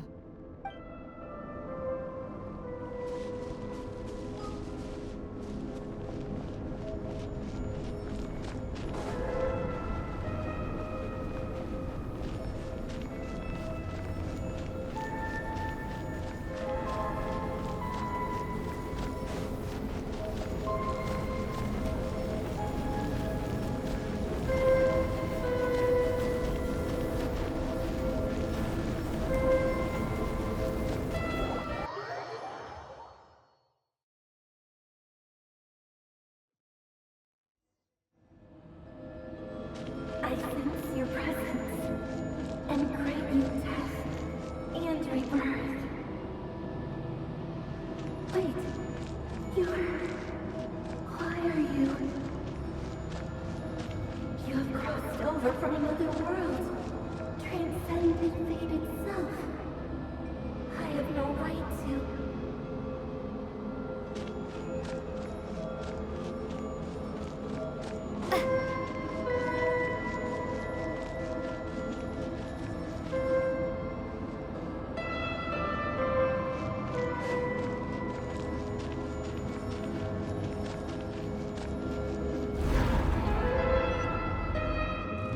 Hey! Look up at the sky! A red moon!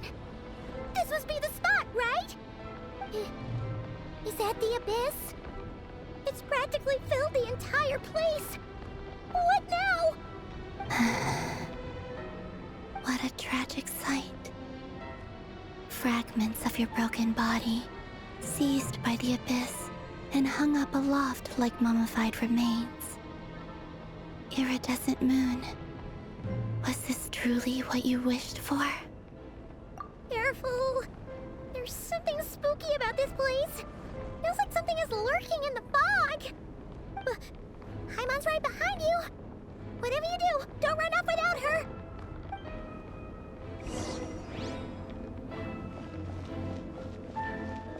By the way, Columbina, didn't you tell us that the iridescent moon had shattered into pieces? The moon up there looks pretty whole to Paimon. How is that possible?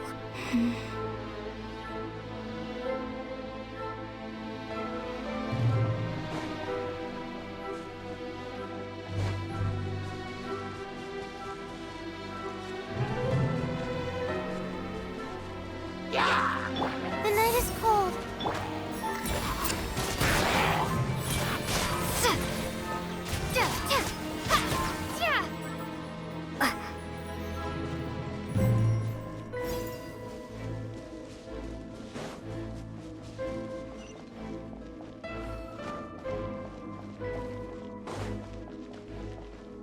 Just like I thought. It was only a facade.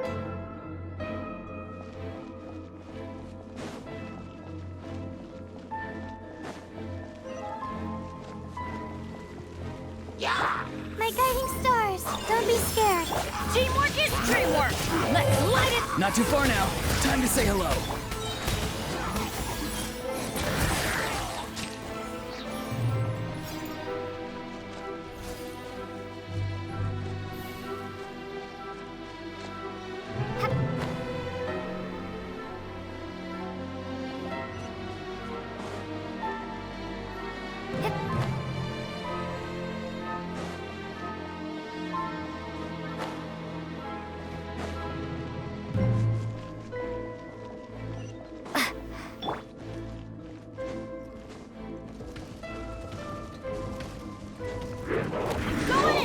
Farewell!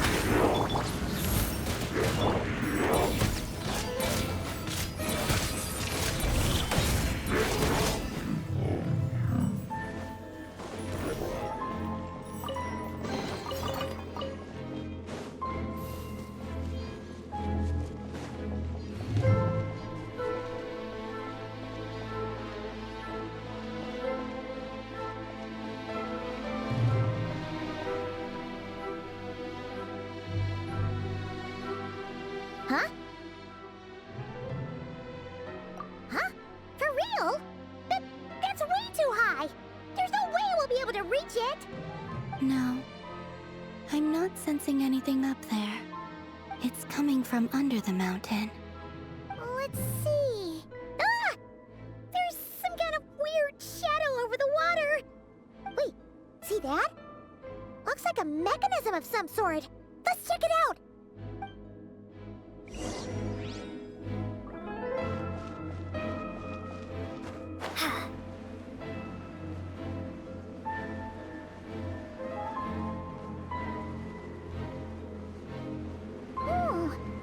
Looks like a device from the time of Kalia. Maybe people once came here to study the Crimson Moon's DNA, and they left this behind. Oh, if we can activate it, we might find some clues.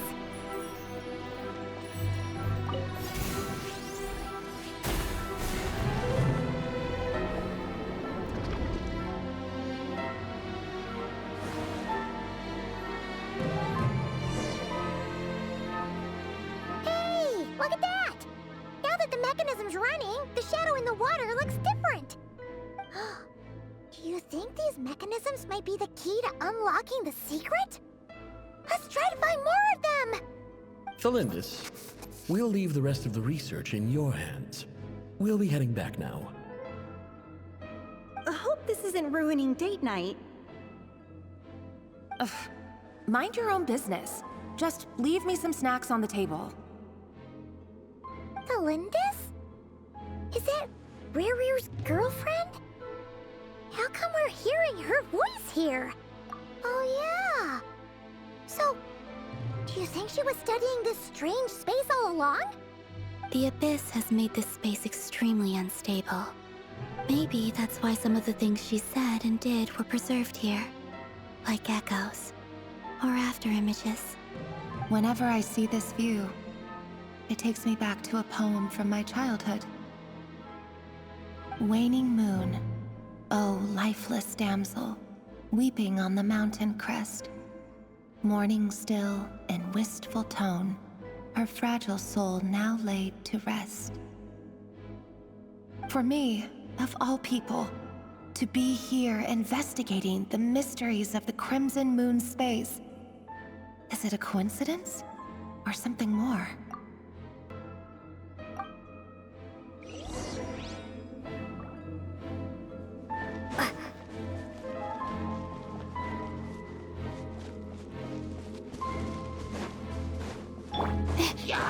Not now! Not too far now.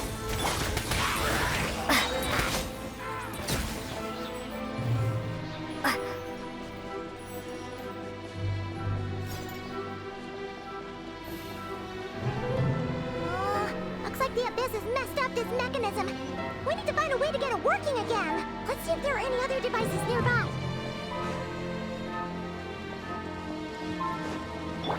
The night is cold. Stars shine. Farewell.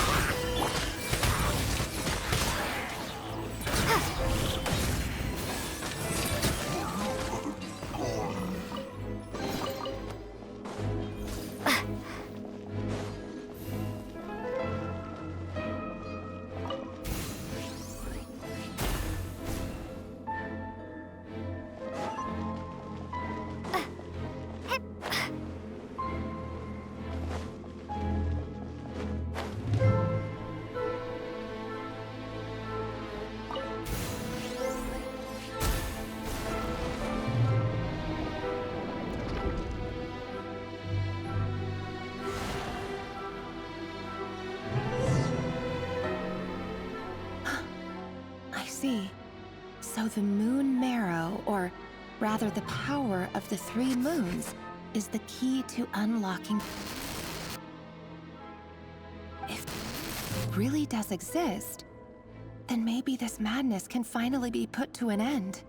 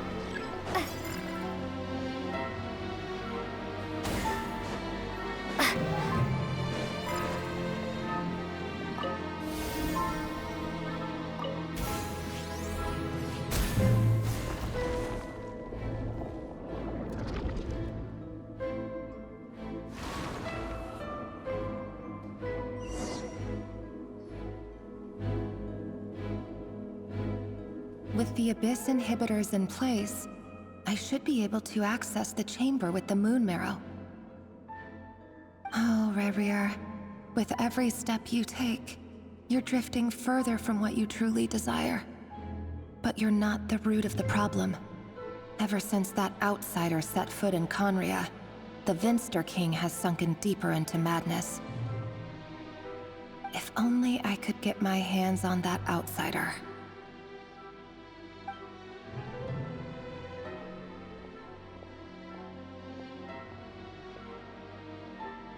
Hey look! The moon's reflection is back to normal! Olympus's voice mentioned a chamber with the Moon Marrow. Do you think maybe it's hidden in the moon's reflection? It must be. For within it, I sense the fragile aura of a dying soul. Then there's no time to lose! Let's go!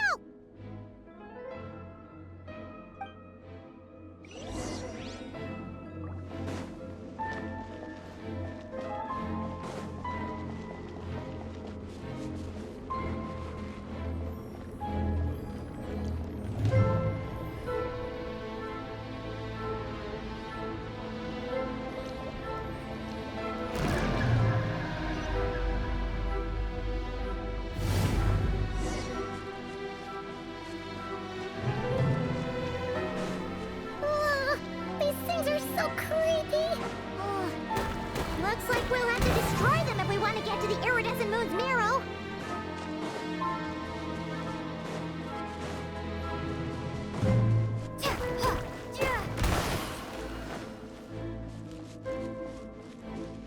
That must be the iridescent moon's marrow. Oh, but we'll need to destroy these things before we can reach it.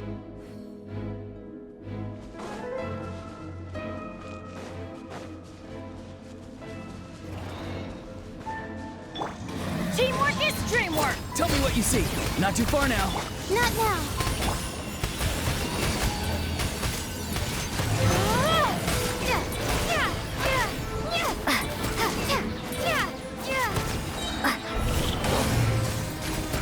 The night is cold.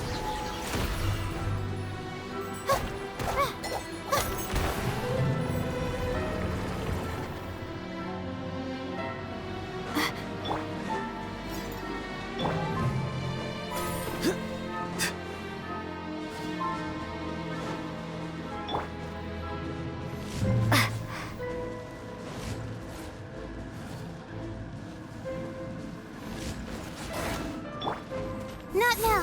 Don't be scared. Hang in there! We're so close!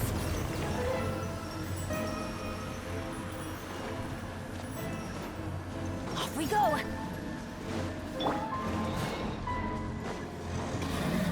My guiding stars! Everybody stand back!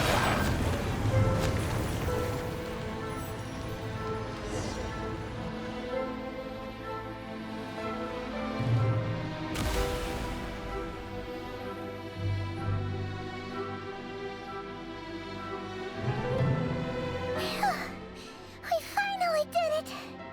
The iridescent moon's marrow. Still burning away like an undying flame, yet now contaminated by the abyss. It has taken on a new form entirely. If we can purify the abyssal power within, we should be able to obtain its untainted essence.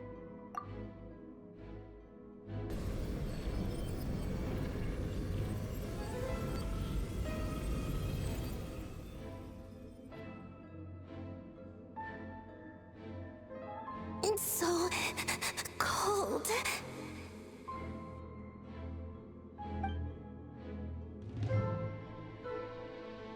Is it you? Are you here? Huh? Are you talking to us? At long last, I can see you once more.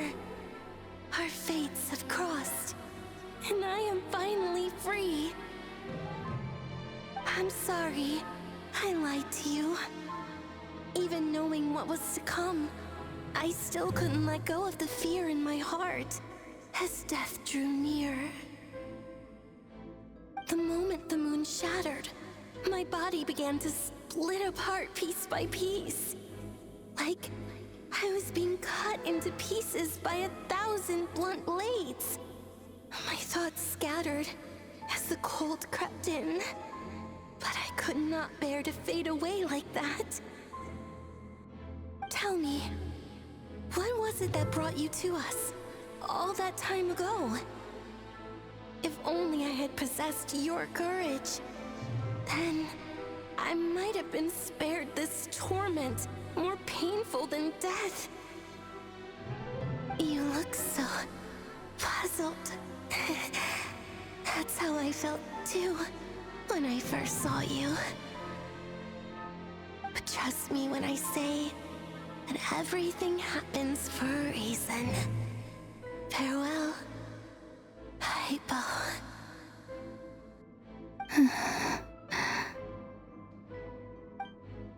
What was that all about? Was that the goddess of the iridescent moon? Oh, it sounded like she was speaking to a long-lost friend. But none of us have ever met her before, right? Perhaps. She took me for the goddess of the frost moon she once knew. For a fading soul like hers, our auras must be too similar to tell apart. But anyway, we've got the iridescent moon's marrow now. That should help you regain your strength, right?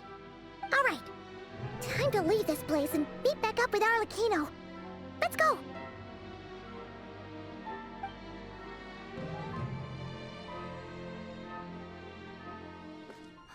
That's odd.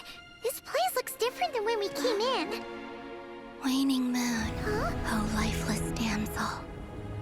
Oh.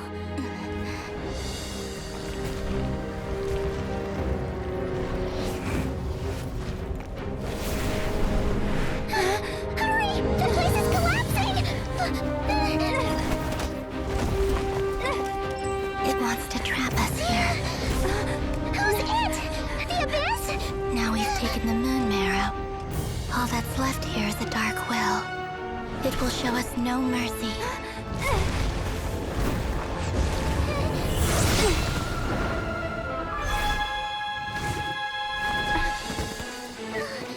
Give it back! The crimson moons! My marrow! My heart!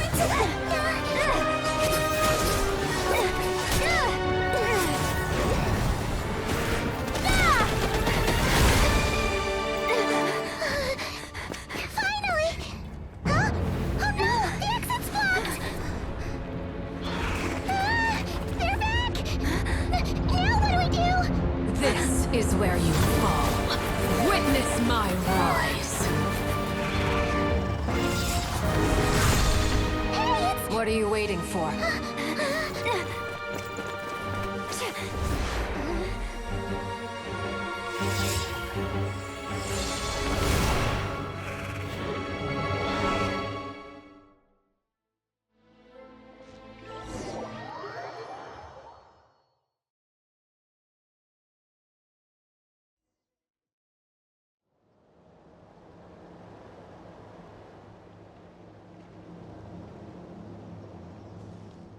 Oh, we made it! Was that you, Arlecchino? Did you save us? Wait, your hands! They're... Oh, this? Don't worry. It's a small price to pay. The Abyss wanted to trap you inside, and I defied its will by bringing you out. No wonder it's a little angry. No. I have paid the price, albeit a small one, and it cannot be undone.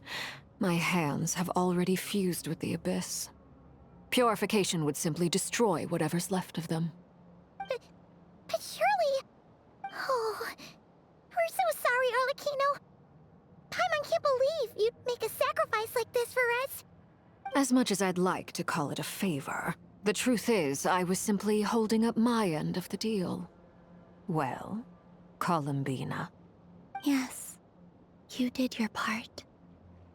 And as promised, I will leave the iridescent moon's marrow in your care. From this day forth, may the two worlds' flames burn ever more brightly.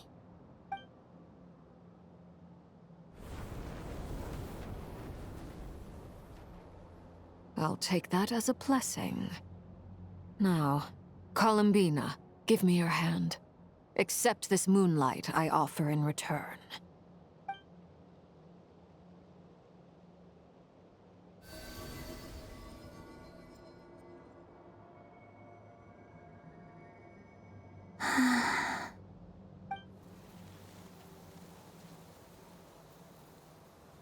Feeling stronger? Hey, Columbina! Are you okay? I'm fine. Our powers are a little at odds, that's all. By the Frost Moon's authority alone, wielding the power of the other moons was always going to be a stretch. Still, I think it's fair to say that your strength has returned. At least to the level it was at as Third Harbinger. It's still not enough. There's no way I can hope to challenge Rayrir like this. Just one more ray of moonlight, if you would. It's okay. I can take it.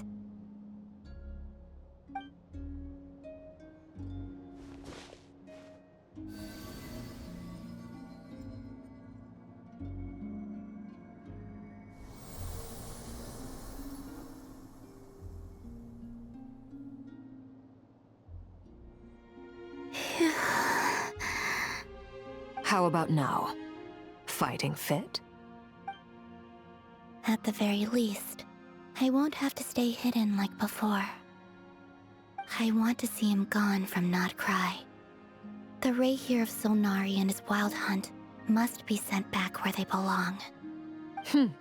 Well, it's good to have something to aim for. You certainly seem more alive now than you did earlier. When I first met you, you didn't strike me as a ray of moonlight.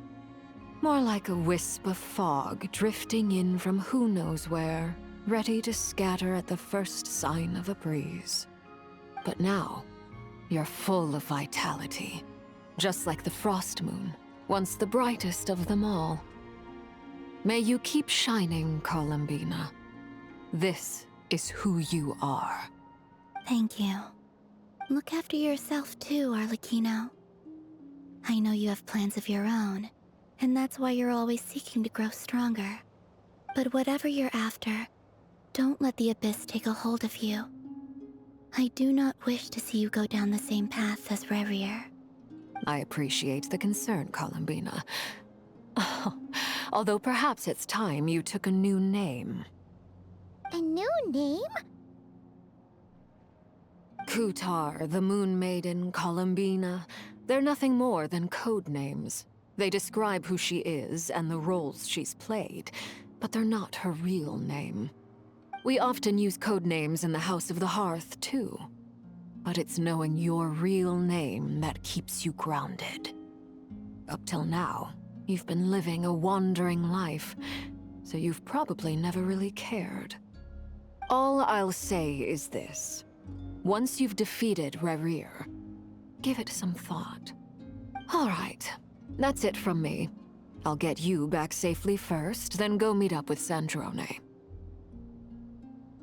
You're the best! I appreciate the gesture. It speaks to your good character. Anyway, let's get going. There are more urgent things to do right now than trade compliments.